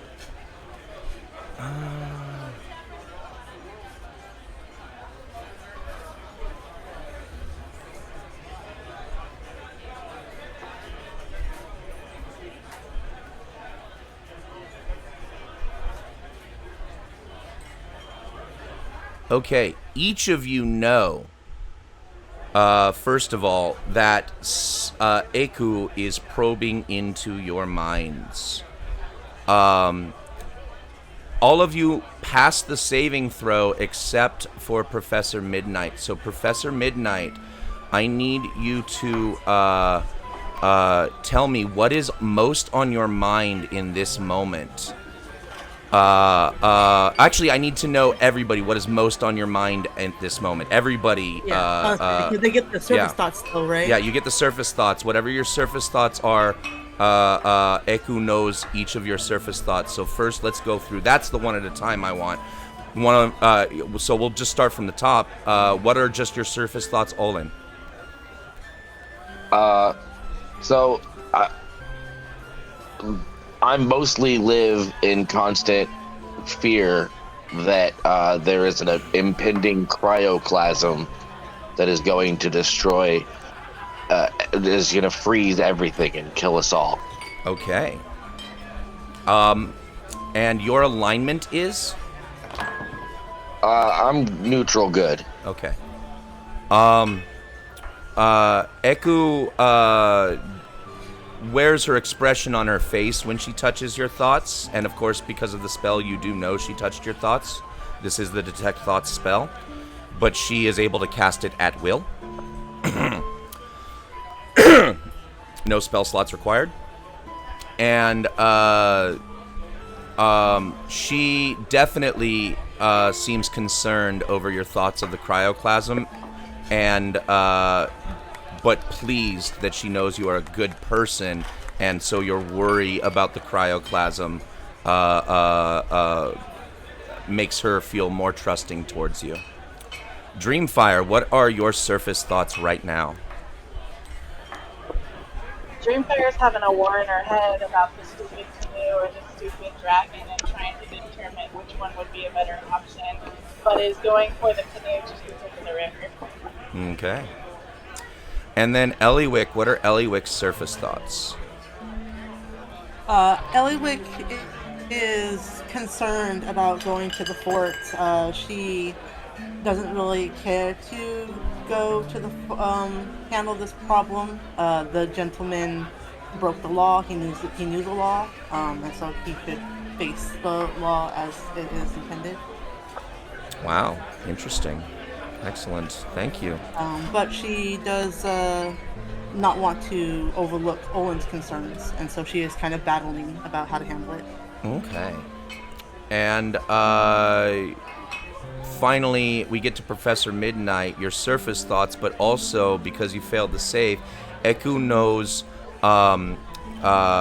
insight into your reasoning, your emotional state, and something that looms large in your mind, something you worry over, love, or hate.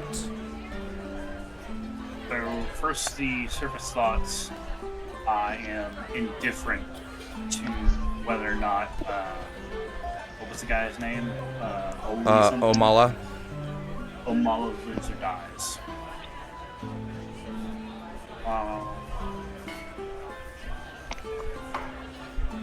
What else? Then she would also learn your emotional state, something that looms large and something that looms large in your mind, such as something you worry over, love, or hate.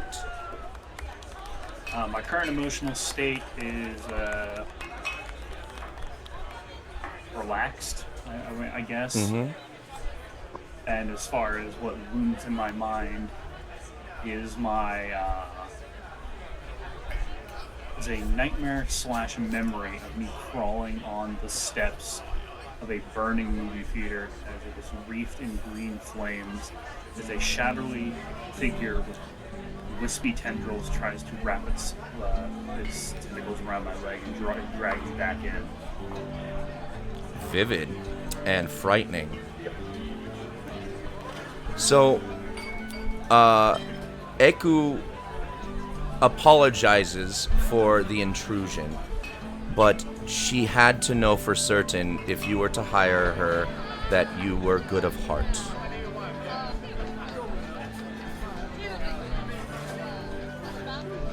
She would not travel with you otherwise.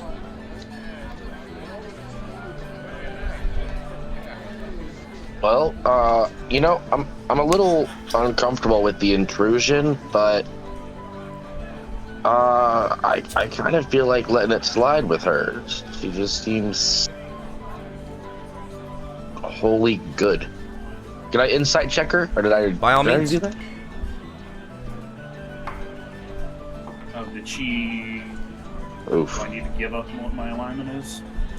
Oh yeah. I just needed to make sure you weren't evil, and I think I already confirmed that with you guys. And I was just, and she was only doing detect thoughts, not detect good and evil, so it doesn't really detect your alignment. I was just asking it as a guideline for what she might feel about who you are as a person. But the insight check, I will remind players that inspirations have been divvied out to certain people, and if they wanted to use those on roles like this, they could do that. I would love to, although technically I am supposed to say before. But if you'll let me do it again, I'm going to do it. No, I will ask. I'm willing to ask players, would you like to use your inspiration to re-roll that? I'm fine with that. Oh, yeah. For sure. For sure. Yeah, Much better. Much better. Much so, better. Your insight, this is clearly a good person. However, you are wondering how a person such as this could be as powerful as she seems to be. And and with that dirty 20 insight, you're getting the feeling maybe she's not a person. Oh. Okay. Okay. Not that she's just being dishonest with you, but you're not sure she's human. I wish I had that paladin level already. Oh well.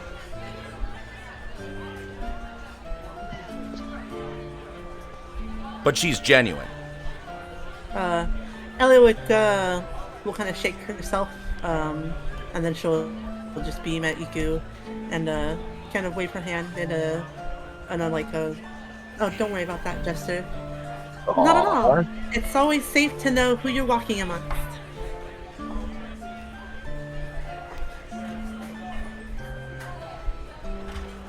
So, has the party come to any conclusions? I have a whole plan. I think Eliwick would gesture for them to move away. Private corner. Mm-hmm. Yeah. Absolutely. Huddle up. As a matter of fact, you guys still have a room. It's over here. Yeah, oh, yeah. Let's go to our room.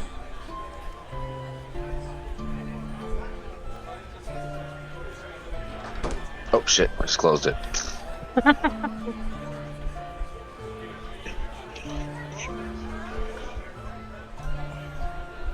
She'll kind of hop up to take a seat at the end of the bed, kick her feet excitedly, and beam as Olin gets into the room. Well, we'd have to double check with how Azaka feels about it, but if you're set on having two guides, then it sounds like Iku's at least on board for it. I believe the best course of action would be to take both Iku and Azaka, because they both know where things are that the other doesn't, right? Azaka knows where Firefinger is, Iku knows where Omu is. Together, they might feasibly know where nearly everything is. Also, Azaka's thing is on the way, so we can do that and get her for free. And it's literally a straight shot. It's I mean, I can't think of a better way to handle it.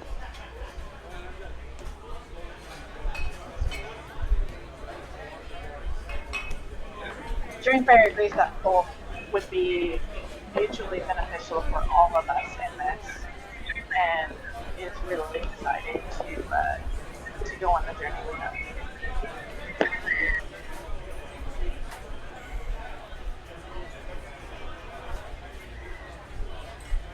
It's like a blossoming flower. I do think that it will work out really well too, since Iku seems to be set on handling the corruptions in the area, which we'll probably most likely bump into some on the way to the problem Azaka needs help with. I can't imagine she'd be too upset with letting following Azaka first to their problem and handling any troubles or corruption we see on the way to that. Especially because she's getting paid. Feasibly, if we go and we got to at least warn Shago that someone's out to get him. So if we go up and do that, we might be able to pick him up too, and then we'll have 3 guides. Oh. Ellie smiles as she raises her hand at that. Well, I don't know. We're already going to have 2 of them, and we don't know how well they'll clash. Perhaps you are unfamiliar with this phrase from my homeland. There is such a thing as too many cooks in the kitchen. That's true. Right. There's a phrase from my homeland. I like to have my cake and eat it too. No, I'm willing to let Shago go. I mean, I'm not happy about it because I don't love the idea of just letting a person get murdered. But I mean, you know, we do have priorities, and if we don't do this, then no one can ever resurrect Shago. So, what are you gonna do? Dreamfire agrees and says, "Not my circus, not my monkeys." That's funny. I can Half a dig pie it. now, half a pie later. If you're interested in other guides, then once we finish helping Azaka, we could always look to having other guides help us later. Yeah, for sure. I think we should have Azaka and Iku. We should try to get them both right away. But I am definitely on board for that. She'll turn a bit more solemn as she kind of tilts her head. I'm still iffy about going to the fort and getting caught up in all that business, but you do seem to feel very strongly about it, so if I already set on that, then I won't say no to going to the fort to at least warn him that he has danger heading his way. You have a good point in the fact that it could help keep him from unnecessarily dying. As far as Amal is concerned, though, she'll give a little helpful shrug. Wait. Before we get into ourselves, Yeah. how do we even know that Shago has danger coming his way? It seems that only if we decide to save Omalo that we endanger Shago. Only Omalo is facing imminent danger. Oh no. Well, I believe it was mentioned before that he's still in danger. Oh, other people could be hired to kill him too. She said it. So we're going to warn him that, you know, hey, this person was trying to hire us to harm you. Other people might be coming your way too. It's not getting ahead of ourselves. It's just that there is someone actively trying to kill him. And if he's competent, then we might be able to leverage that. You know, look, at some point, someone's going to come out of the bushes and try to get you. But if you roll with us, then you know what I mean. Then they're going to come after him and us. I'm not so sure. We'll burn that bridge when we cross it. You really like to gather up the group, don't you? Ellie smiles. I'm not much of a people person, but this is a pressing issue that I think the more bodies we could throw at it, the better. I'll lay my cards on the table. I know we can't save everyone right now.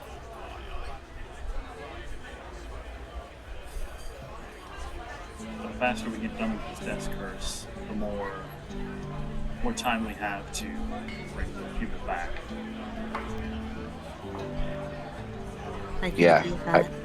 I could agree with that too. I mean, I'm even willing to drop Baluri and just start going straight south. But and I could even be convinced not to grab Azaka, but at this point I am convinced that we have to have Iku, and I would love to have Azaka. Elwick perks up at this, and she offers a smile, but it does hold a bit of an apologetic feel to it as she gazes at Olin.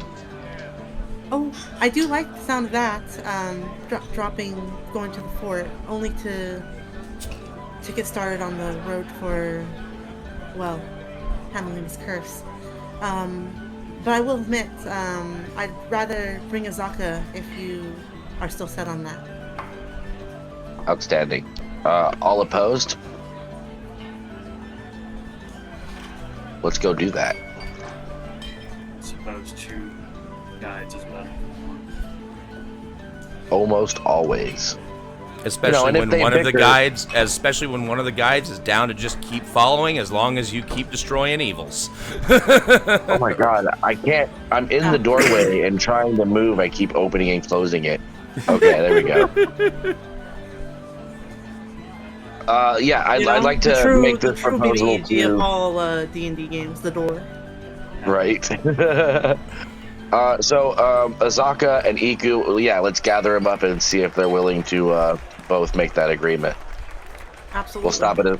We'll do Azaka's thing on the way to Omu, and Iku has a thing she wants us to check out that she thinks will help us. Was that what it was? Yep. Yeah. Yeah. And if you are, well, first of all, make sure you deduct the 150 for Eku, and then Yeah. Azaka, you are agreeing to help her on her quest, so she is going to guide for free. And I'm just gonna pull you guys all back into the bedroom here. Brown chicken, brown You got cow. me sleep too. Oh, did I? Whoops. I'll fix that. Now that we have the guides here, we can ask them. What do you think about? Should we get a boat? Should we get some, dinosaurs, and let them know what our I think funds our are looking money like? has run dry. No, we should have like 20, 30 gold left at least. Well, that's definitely not enough for either a canoe or a dinosaur there. Yeah, that's true. Canoe is 50 gold, isn't it? Mm-hmm. And we have 94 gold left on my calculations. Thought you would only have Oh, yeah. 69. I thought you only had 69. Oh, right, because I already pulled the 150 aside. because so you that got would- because you had half price on the Volo's guide. That's why. Yeah. So Oh, you show. do have money for more supplies. However, it's also possible for you to, you're probably going to be coming back through. Well, you already know you're coming back through Port Nyanzaru again. If you're going to Fort Beloarian, and then you come back through Port Nyanzaru to go wherever you're going next. So, Yeah, we're and probably or not going. and or I think- interfere with Omala's execution. Yeah. At least 3 of us definitely don't want to go, and I can be persuaded not to. So we're probably going to skip Balarian, at least for now. I thought you were I going to go at think- least warn Shago. Oh, were we still doing that?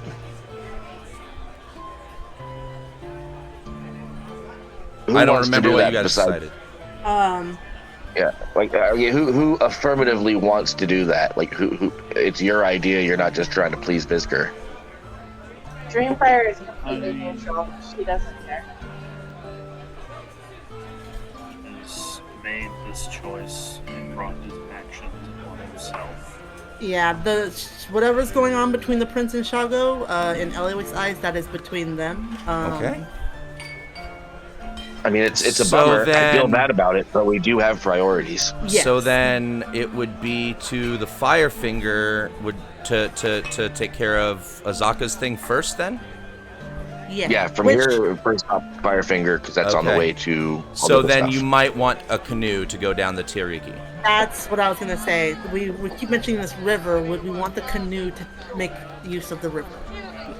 Dreamfire questions the party of whether or not we would need to get more coins before we leave for our journey, just in case we run into things. Something we'd like need to bribe or something. Eliwick would point out that it would probably be wise to do that too, because we are paying someone daily, and the funds are small. Yeah, that's true. Well, the 30 days up front means that we don't have to worry about paying Iku again For a month. for 30 days, right? A month. Correct. Yes, that is true. So that's a pretty nice cushion. And then you don't have to worry about paying Azaka at all if your plan is to go head to the Firefinger. Yeah. Also true. Depending on how I really feel like from here we'll probably find money on the way. Like we're adventurers. We're gonna do adventuring stuff and find money. I think we could probably just get right in the boat and head off like literally right now. I will Yeah. say I probably won't be able to fit in the boat, as to my weight and size. No, But I you don't you need to do. breathe The boat until fits. I can, The boat fits 6 humanoid creatures. You're not going to cause it to go down. It can keep you. It is. I know you just said you had 90 and change though, and it It's gonna be might 49 be a left if we buy the canoe. yeah. I'm gonna say you have exactly 100 and could buy 2 canoes, and that would be Oh. the last of your money. The reason why I say that is, yes, it's a 6-person boat, but y'all have gear. True. So if you do 3 and 3, there will be plenty of room to split the gear among 2 canoes. And I'm willing to overlook a single gold piece, or say you're willing to find one used canoe that is slightly cheaper, and just call that the rest of your funds. Tell you what, I mean, I have 5 gold for my starting funds anyways. go. I can just drop a gold. I got 10. There you And, go. There you go. Drop Okay. that extra gold, and you guys have your 2 canoes. Which would be very appreciated because Eliwick has already been using her starting gold and all this. So Yeah. Be on the SS Elvros and wants to be on the other canoe. Yes, by all means, name your Um, canoes. we're gonna call the other canoe Wildflower. Eliwick would like. Yeah, I'm down for that. Wildflower, right? Yes, Wildflower. Okay, cool. In that case, leave us Boogie. I'll take. I mean, does it matter who's in what boat? I Yes, think it would will be matter good who's if in what boat. Iku is yes. not on the same boat as Eliwick because it sounds like she also has healing capability, so it might be best to split the healers. Okay, so I'll take Iku and Dream, and you take Midnight and Azaka, or Yeah, whatever. that sounds like a fair split up. What do you guys think? I'm there. I'm there. Bad. Fantastic. So then we got Magic and Marshall on both boats. Actually, Iku and Azaka should switch, because Iku has because Midnight's. Well- Midnight. What am I talking about? And you're all literally everyone here's a spellcaster of some kind except for Dream, and she's got psionic powers. So Hey. pimp. Well, she doesn't yet. She's gonna. She will. Yeah. Next Okay. level. Okay, what was the All name right. of the other canoe? Wildflower and SS. The SS Elvros. Whatever the thing. Hey, thank you. Where do you want it?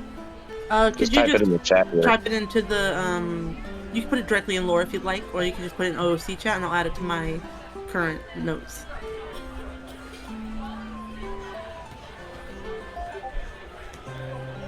Thank you, kind sir. All right. Then, are we ready to begin the expedition? Oh, Let's go show. Let's do it! All right. So, I'm going to bring you guys back to your player map here so you can see where you are right now in Port Nyanzaru. And, whoops. There we go. The canoe allows you to travel twice as fast down the river as compared to walking, where you can only get 1 square per day. Unless you... Okay, so this is where we need to talk about pacing. Yes. We got some more... Yes. So pacing. Let me get to that section. Whoops, wrong keyboard. I feel super okay. confident about this. We're gonna be great. All right. Love that. So here's how travel is going to work on the on the map.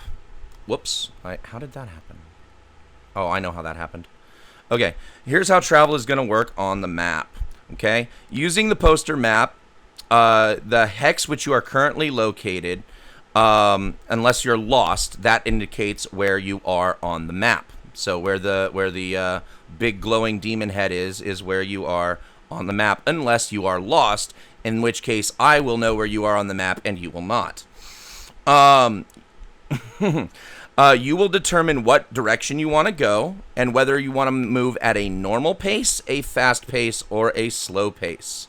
You will choose a navigator. It can be one of the party members or one of your guides to make a survival check to determine if the party becomes lost or not. You can also, I will be checking for random encounters. So you could have, like, you move a square and bam, you run into some shit. At the end of each day, we have to make sure you are dehydrated or not. So whether or not you had enough food and water. Given the fact that you guys have a druid and you have Eku, food and water are basically not an issue. Eku has the ability to create food and water 3 times per day. So, yeah. So Eku in your party, you have no concern over having to eat or having enough food or water to eat or drink. You still have concern over diseases and yes, you still have concern over diseases and mosquitoes and stuff. But having Eku in the party is very nice for that. The next level, I'll be able to handle the mosquitoes. There you go. On the map of Chult, each hex measures 10 miles across. Moving at a normal pace can travel 1 hex per day on foot. Through coastal, jungle, mountain, swamp, or wasteland terrain. You can travel 2 hexes per day if you are traveling by canoe or on a river or lake. The rate of travel up or down river is the same. The rivers are so sluggish the current is almost imperceptible. Without canoes, the normal travel along a river is the same as through the surrounding terrain. Canoes move 1 hex per day through swamp. So that's at a normal pace. If you are going at a fast pace, okay, at the start of each new travel day, you make your survival check as the navigator to determine whether or not you become lost. DC is based on the terrain. DC 10 for coasts and lakes, or DC 15 for jungles, mountains, rivers, swamps, and wastelands. +5 bonus to your check if you are setting a slow pace for the day. -5 penalty to the check if you are moving at a fast pace. It is not possible to get lost on a river by following a tributary instead of the main branch. Sorry. It is possible to get lost by following a tributary instead of the main branch. It's not possible to get lost if you are traveling downriver on the main branch. You can't get lost. Okay. I didn't know there were tributaries. I don't see any tributaries on the map. But... Some rivers do. There's some branches and stuff. But don't worry about that. That's because you can't see the whole map, right? All of those blank squares. Right? You're right. So traveling down the river is good. Dehydration. Also. At the end of each day, if you haven't drank at least 2 gallons of fresh water, then you have to make a Constitution saving throw or suffer a level of exhaustion for dehydration. The saving throw is made with disadvantage if you are wearing medium armor, heavy armor, or heavy clothing. If you are traveling at a fast pace instead of a normal or slow pace, you take a -5 penalty on your saving throw against dehydration. Again, not an issue if Echo is in your party. You don't have any beasts of burden, so they also need to be fed or hydrated if you have any beasts of burden traveling with you. So we will revisit that when and if that is an issue. And by the way, fast pace doubles the distance, but you heard the penalties for setting one. Right. So you can, if you set a fast pace downriver, takes certain penalties on your survival checks and dehydration, but guess what? Literally both of those are eliminated. If you're traveling down the river, you can't get lost, so you don't need to make the survival check. And if you have Echo in your party, you don't need to make the saves against starvation or dehydration. So you can literally set a fast pace down the river. However, if you are, that was the other thing, sorry, setting a fast pace, I almost forgot, does also give you a -5 penalty on perception checks to catch danger approaching you. Okay. So that is, so if you want to cover 4 squares down the Tiriki in one day, you can do so with a fast pace, and the only penalty that you will have at this point would be that it would be harder for you to spot danger coming at you. So that is the call you need to make before you set out. What pace are you setting for this particular leg of your journey? And every day you can change your pace, right? So you're setting the pace for the day. Why don't we start at a normal pace? We don't know all the troubles that we might come across, so it'd be better to not be caught off guard too often, yeah? Agreed. Agreed. I've never done it before, and so I would. Excellent. So I've already, while we were on break, rolled randomly to determine what will or will not happen on your first leg of the journey. You guys set a normal pace down the river, and you advance 2 squares down the river. I'm not seeing anything. Am I supposed to be seeing a map? Oh shoot! I forgot to hold on. I gotta fix that. I'm looking at the map. Oh no, I got it. I fixed it. For some reason, I was just really off in the corner, but I'm fine. Okay. Thank you for... Okay. Anyway, so yes, you guys have gone 2 steps down the river. It is now been enough time. You had seemingly nothing bad happened to you on this first leg of the journey. Nobody's coming after you that you can tell. And but it is now time to make camp. And your guide suggests that we, pull over and make camp. Otherwise, you will suffer a level of exhaustion if you try and keep pushing through. Oh, well, then we'll definitely make camp. Okay. So... Is it possible to sleep in shifts on the boat and avoid doing that, or not? No. Okay. Because if you're sleeping in shifts on the boat, who's paddling, who's keeping an eye out, who's navigating, no, the journey requires everybody to be alert. I hear you. And we're on a canoe, so a canoe would be really uncomfortable, probably. Yeah. I mean, you literally, in order to sleep, would be sleeping in the lap of the person who's rowing for you. I like you all, but I'm not that close to you yet. So the guides pull you over into this little clearing area and say that this would be a good place for us to rest. So this would be where you want to go ahead, set up camp. Make sure you guys burned resources for the day. You did not need to any food or water, but you did need to use your incense. You could have... hold on. What was the weather today? I need to figure that out. That will also determine what you would have been... noticing, or even what resources you would or would not have been able to use, such as your rain catcher if you were using it, or the incense. So currently it is colder than normal. It is 80 degrees minus 1d4 times 5. So 80 degrees minus 2. So it is 78 degrees. Colder than normal today. The humidity is normal humidity. Precipitation, none, so you cannot use your rain catcher while you are traveling. Wind and fog, none, so you are not having any obscurity or difficulty in making any perception checks to approach for approaching danger. It's just a beautiful day in the jungle. It is a really nice day today. It was really nice today. But that does mean you would have been able to burn incense blocks. You would have had to probably burn 1 per canoe. That's fair. to keep the bugs away and avoid risking disease.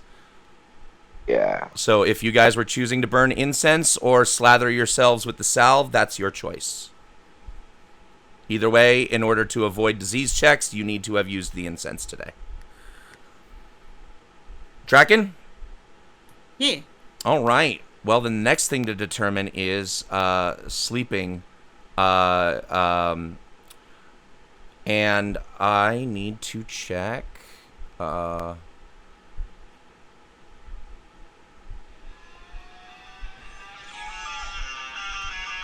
my.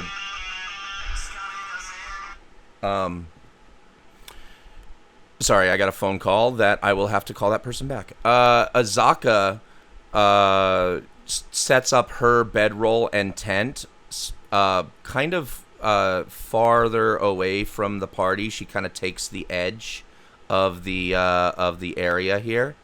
Eku is right in the center and is already using her create food and water to make enough food and water for.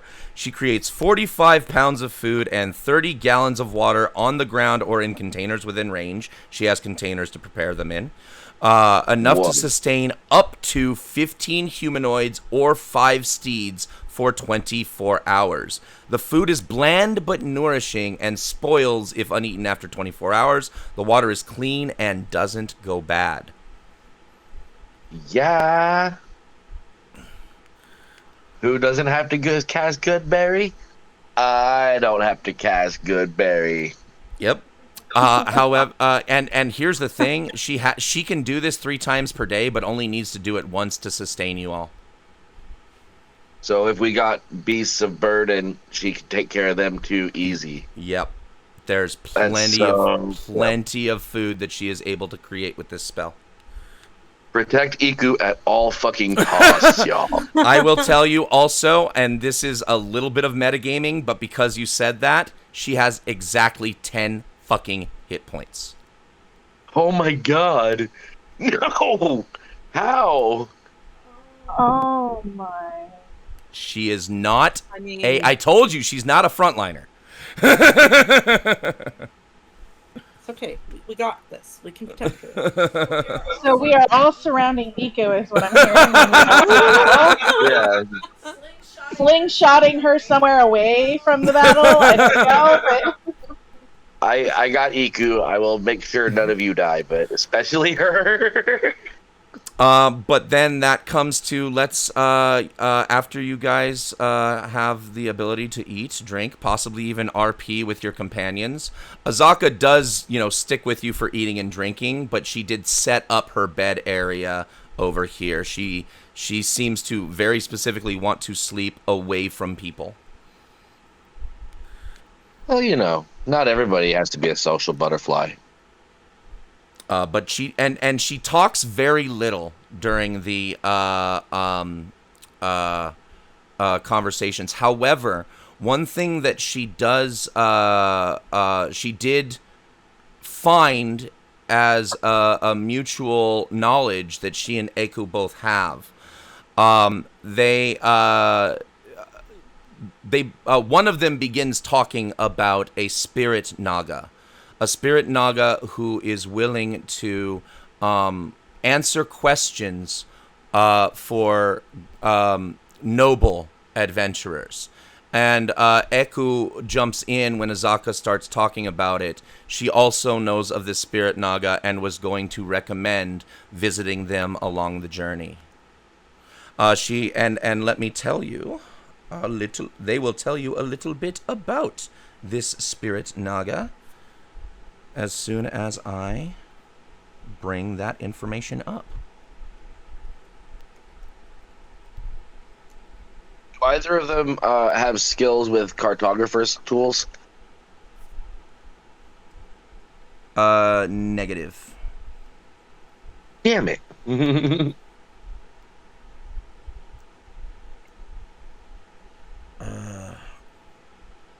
Okay, it's in Saja.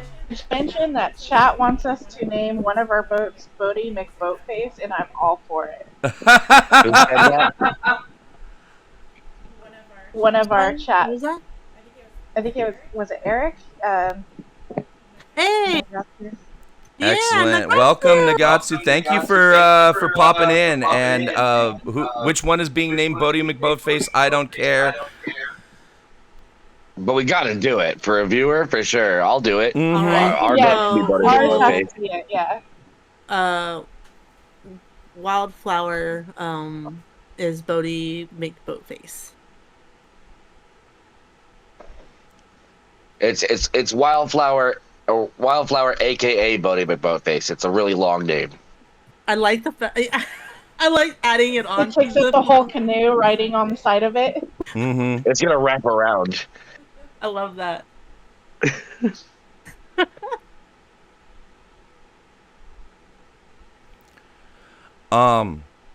So, Azaka and Eku are both able to share with you that the spirit naga Saja Nbaza is a wise guardian of Ubtao.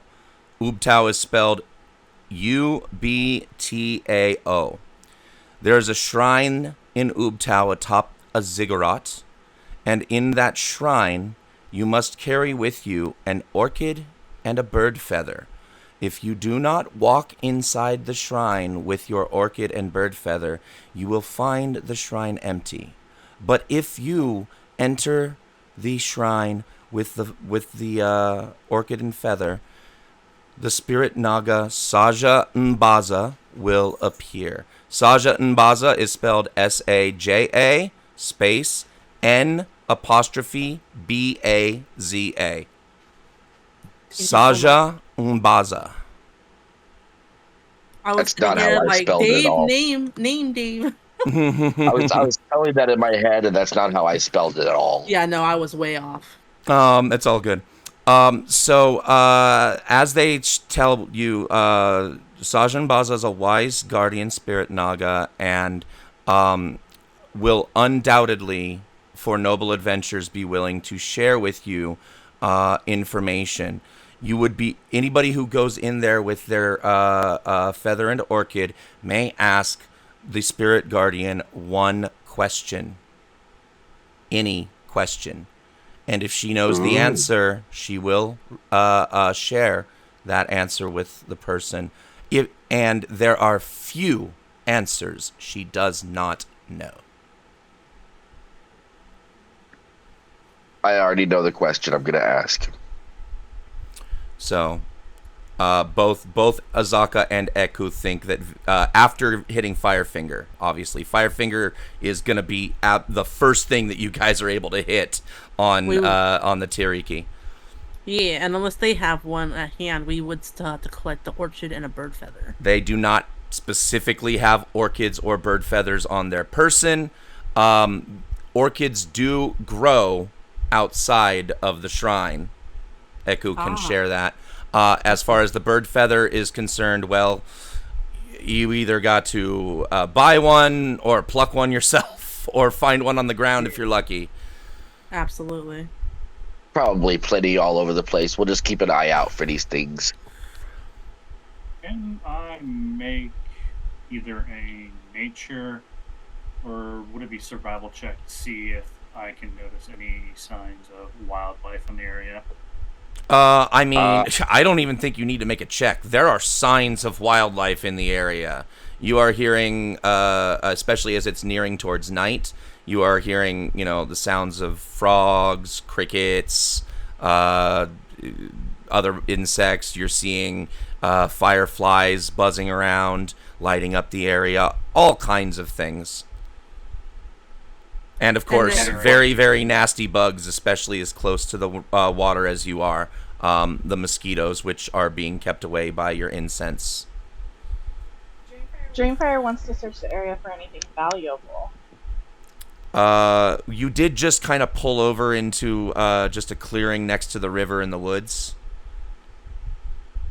By all means, search. I mean, you never know. You never know. Yeah, I'll look around with you.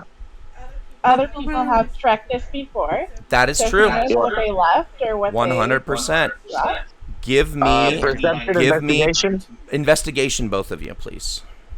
Were you trying to say something earlier, October? Yeah, I was gonna say, I'm gonna try and see if there's any birds in the area. Right now, it's like that's what I was trying to indicate. It's nighttime, and I mean, if you want to start climbing trees looking for owls, maybe you are hearing the signs of life. You are witnessing them. As far as trying to catch a bird in the middle of the night, you might want to rethink that, or at least maybe buy a net or something. I don't know. I don't know if it's being assumed, so I want to just state now that Eliwick is taking the chance to spend a little bit of time reading the first few chapters of Volo's book. Excellent. Fantastic. You can investigation check 19 for All-In and for Dreamfire. You guys both got 19. Cool. So I need both of you now to roll a percentile D100 for me, please. On the dice tray, it's the farthest one to the right. Oh, you have to hit enter as well. Oh, nope, that didn't work. On the dice tray, it's the farthest one to the right. You can just click it once and hit roll. Yeah, I clicked it twice, so now it says 2D100. Yeah, so don't do that. Right click to right click to remove one of those. All right, 97. All-In, you find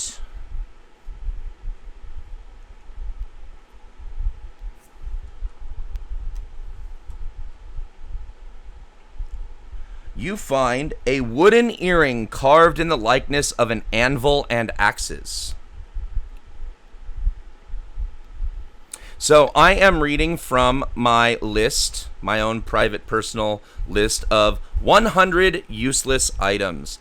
And this is a list that I use to indicate to players there's nothing to find here, so you don't need to, it doesn't matter how high your roll is or how many times you roll. There's nothing of value to find here. However, it's not true. I found a wooden earring. Right. No. But the 100 useless items list, these are useless items, but I award inspiration for any player who finds an in-game use for a useless item that they rolled from this list. So, Dreamfire, you got a 65.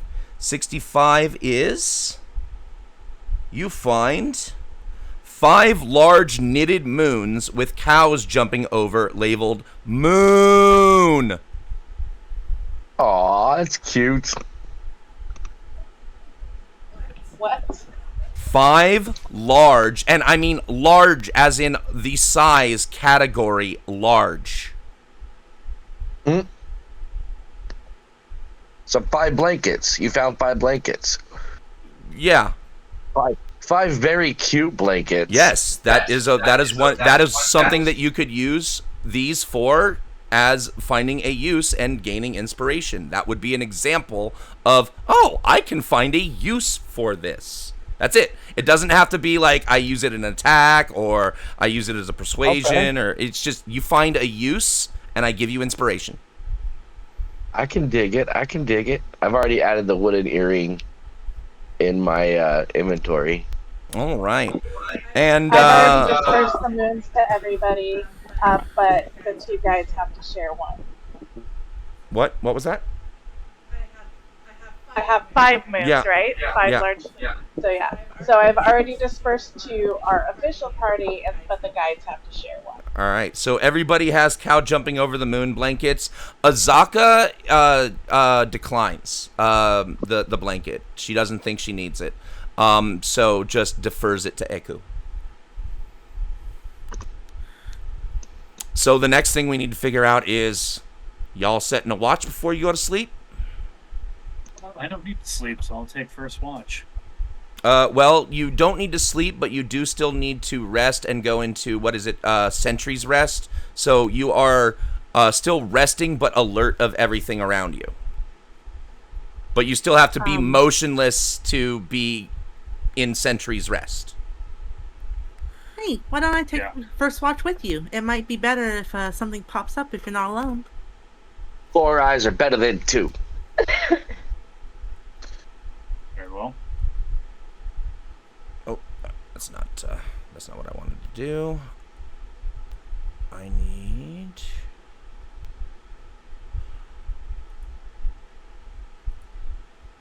Dreamfire agrees to take second watch.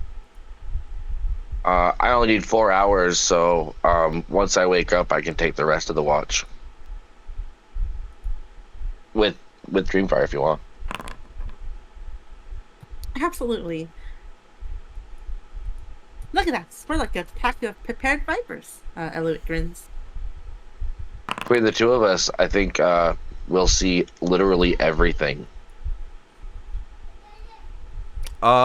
Speaking of, on about, I want to say halfway through your watch, give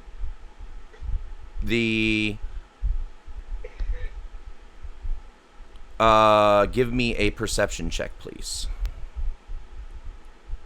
All right. The first watch or the second? The first watch. Okay, yeah.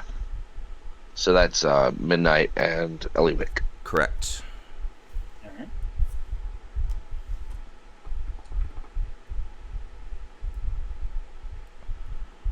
right. Midnight, you do notice someone approaching the campsite in the dark. One person that you have noticed. Eloit is. They appear to be humanoid from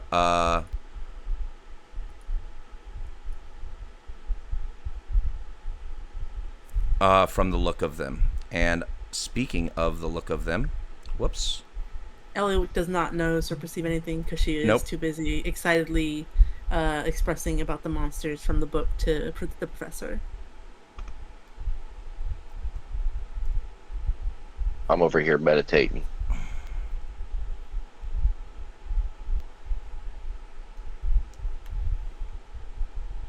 Imagine everything you had to go through to find out all this interesting information.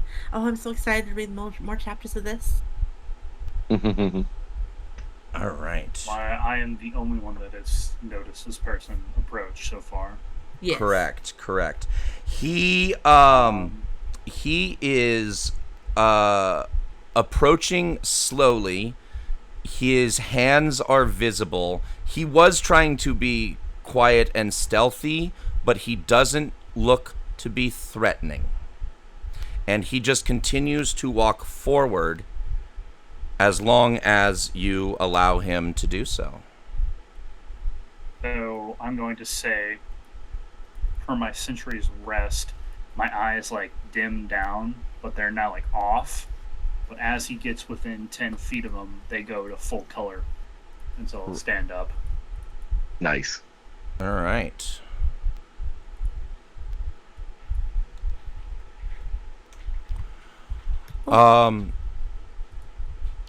He approaches and he says, "I mean you no harm, friend. I just need to talk to the green fella over there." As he points at Olin. Consider your actions carefully. Go ahead and give me an insight check. If he's speaking in a normal voice, I'll hear him and stand up because I'm an elf. Eliwick knows he's here now. He's spoken. Can she also insight this guy? Absolutely. Thank you. It'll be a 15 on my insight check. Oh, Eliwick's perceiving nothing. 15 on your insight check. You actually catch. Normally this would be perception, but you're trying to study this guy thoroughly, kind of read his body language, and in the process you catch a symbol that you recognize as the Harper's symbol. Oh. How long have the Harpers been around? Will I know about them? They are a fairly well-known organization throughout all of Toril. Okay. Because I've been in the woods for 200 years. Yeah. So. But the Harpers were around then too. Okay. Bet. You said my name. Well, he said the green guy. Didn't he? Well, he said the green guy, and he pointed at you. Okay. I said your name, but he pointed at you. My fault. So he just told Professor Knight, I need to speak to your green friend over there. That's it. So I don't think that would have necessarily woken you up. Okay, yeah, fair. I'll go back to where I was. Yeah. I will say then, noticing that he is a Harper, consider your actions carefully. For the Mother of the Moon watches you. All right. Well, in that case, let me just tell you, I'm not alone. And he whistles, and you see, this is not a creature you have ever seen before. However, Eliwick, who has been already beginning to study, would have a advantage on any nature check that she wanted to make about this person that just approached to this man's side. All right, 16. You recognize this as a saurial. Saurials have not been seen in Toril for decades, maybe even centuries. They are similar to lizard folk, but they look a lot more dragon-like. You also learned, as you were studying Volo's Guide, that the saurial language is a combination of clicks and whistles beyond the range of human hearing. And they rely on scent to communicate emotion. So right now, right now, Dragonbait smells like violets. Based on his mood, he has different scents. So right now, he smells like violets. You don't know what the smell violets means, but you have not gotten that far. Oh, sorry, you have been reading the study. You've been reading the book, so you would know this also. Yes. So you will just know these are how saurials communicate their emotions. They communicate by shouting a scent, i.e., they can push that scent out so that it can be smelled within 30 feet of them. Right now, he smells like violets, which indicates danger or fear.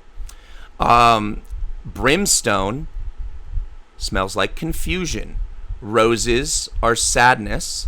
Lemon is pleasure or joy. Baked bread is anger. Violets, danger or fear. Honeysuckle, tenderness or concern. Wood smoke, devotion or piety.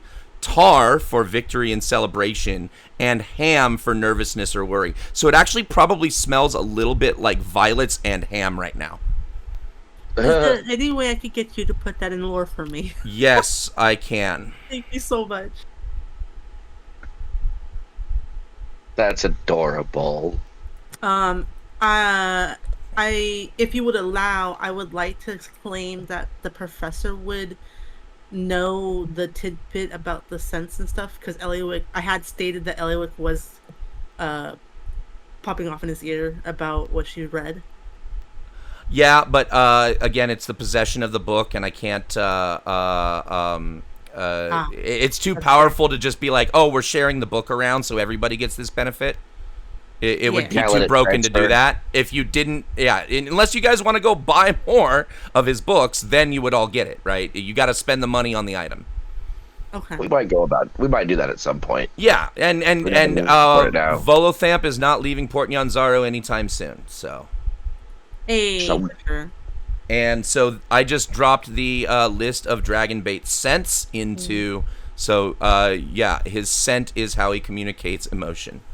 And right now he smells like violets. I want to say more of the ham than the violets. So like ham just tinged with a hint of violet.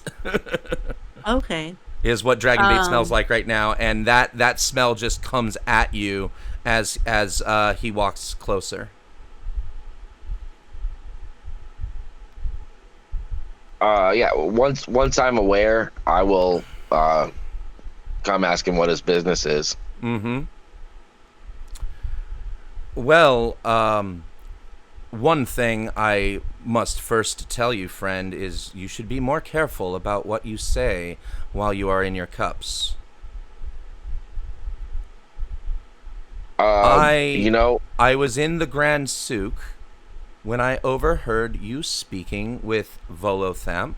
I do know Volothamp well. Kind of a drunkard, but, he's a good man. Greedy, but good. However, I overheard you, deep in your tej, mentioning something about being afraid of some cryoclasm, some winter of destruction. And I followed you so that, and once I could possibly speak to you more privately than you were speaking previously, about what you mean by this. Come, you've let us sit you by your you fire. Let us sit by your fire. And he pulls out a bottle of wine, pours it into 2 cups that he pulls out of a bag that looks like it is smaller than both the wine cups and the wine cups might have fit, but like how did the bottle get in there, and how did all 3 of them fit in there? You are not sure, but he pulls them out and he pours a cup for himself and you, Allin, and he says, I am sorry, I did not bring enough for everybody. And hands Allin a cup of very fine Baldurian wine. all right. So obviously not booze that was bought here in Chult. Eliwick will shoot Artis an apologetic smile. As if Olin will allow, she will gently touch his cup and cast Purify food and drink on it to make sure that there's nothing wrong with it. I was about to cast Detect Poison and Disease, so great minds think alike. We'll cast a glance at Olin and Stranger. What is this cryoplasm you speak of? I have heard I've heard of a similar event from a different name. So, to clarify, you heard me talking about a great blizzard, and you followed me 20 miles downriver to talk to me about it. That is correct. And he sips on the cup. Well, it's a dream I've been having for the last couple of months. Please, friend, tell me of this dream. It's the same dream every night. I watch as everything is covered in a sheet of ice and snow, and I watch as it chokes the life out of everything, even things that should survive just fine in the cold. I see. Well, it seems that you and I are connected in some way, because I am in possession of the artifact that will bring about the destruction you fear. Well, it must be destroyed. It can't be destroyed. And it Then can't you fall must into give the it to me. hands. No, it cannot fall into anybody else's hands but my own. I cannot give it to you. However, I do believe that we may be able to solve the mystery of destroying it together. For now, I wear the ring. As far as I know, here is the odd rub. I am much, much older than I look. I have carried this ring for 200 years, and I have not aged a day since I put it on. The moment it comes off of me, I will age 200 years in a moment. Taking it off is a death sentence. 1, I am willing to sacrifice as long as I am taking it off to destroy it. I can't take it off and just... He's trying to explain to you. He takes it off right in front of you, right here, and hands it to you. He's dead. Right here. He's going to drop dead in front of you. He's dead, and now I have this doomsday weapon. Yeah, okay. Exactly. Yeah, so that's a no-go. Yeah. All right. How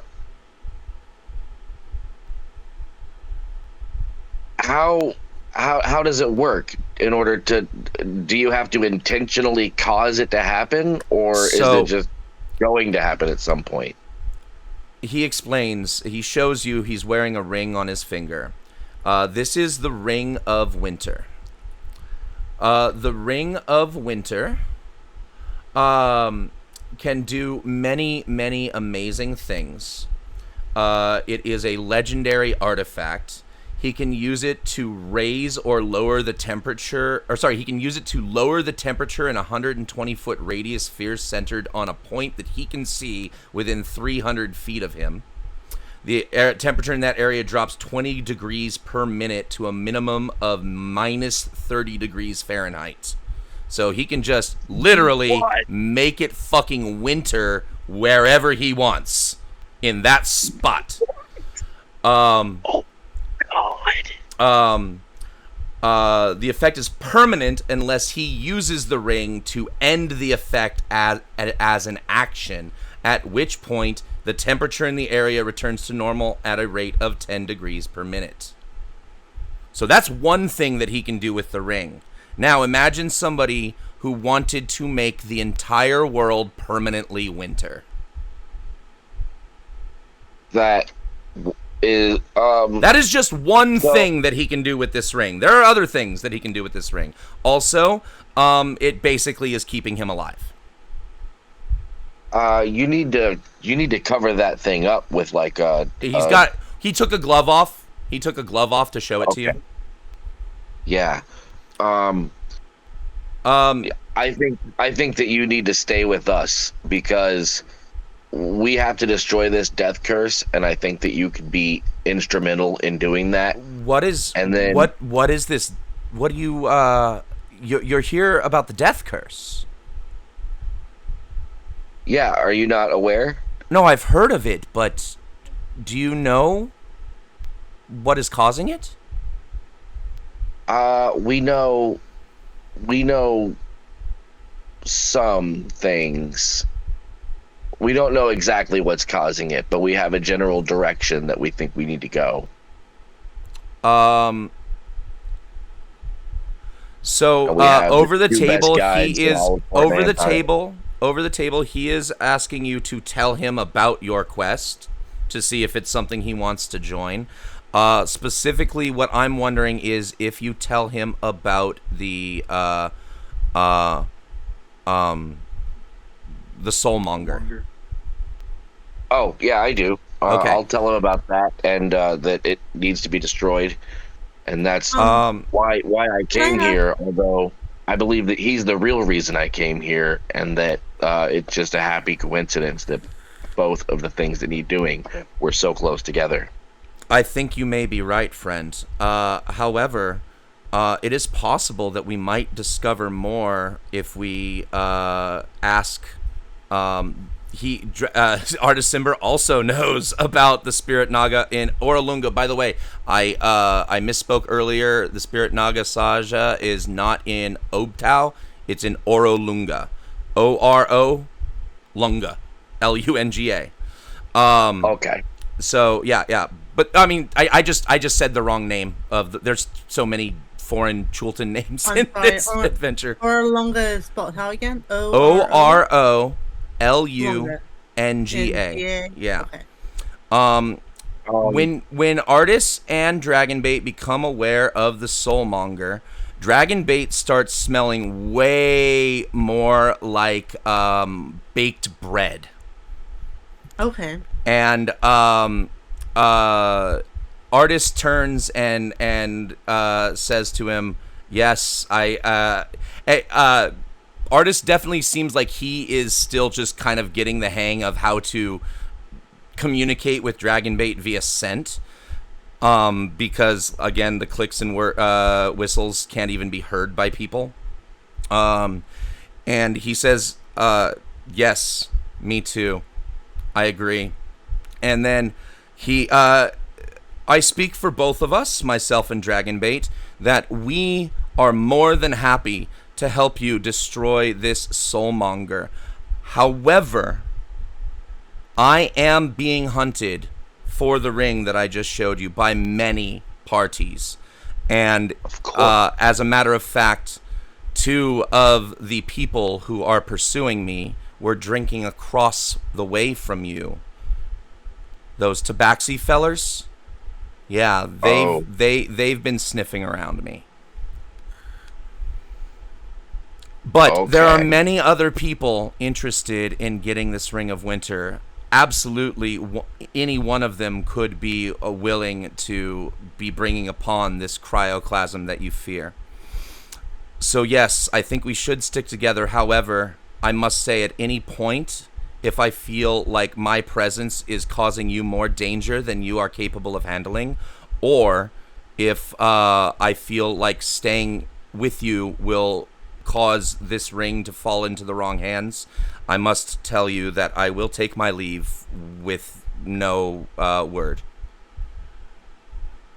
That's fair. I think that there's safety in numbers, and I can't allow that ring to go into the wrong hands. So I really hope that you'll stay with us.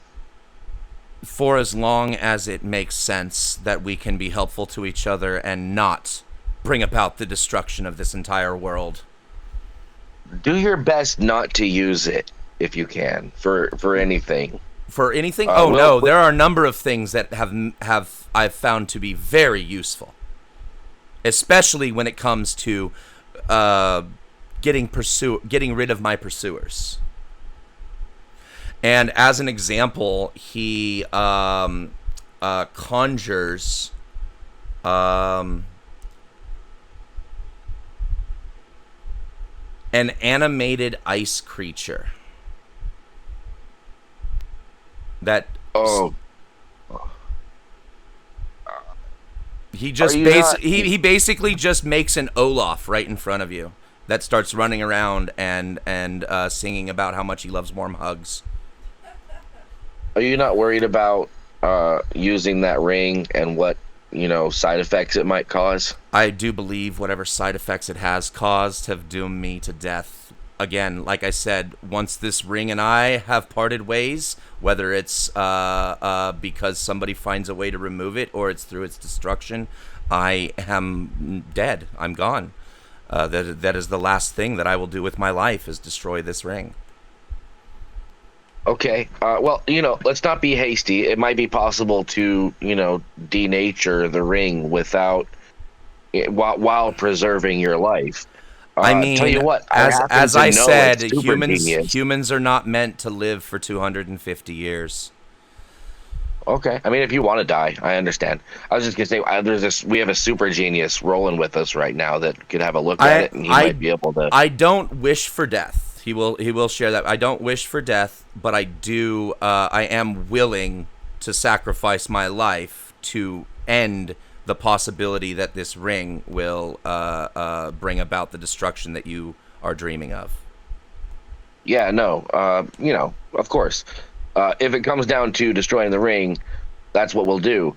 But if it's possible to just, fix it so you don't have to die, I would like to go for that, if possible. I'm not opposed to that outcome whatsoever. My opinion, anybody who's willing to die to prevent a calamity is the kind of person that you don't want to die. You know what I mean?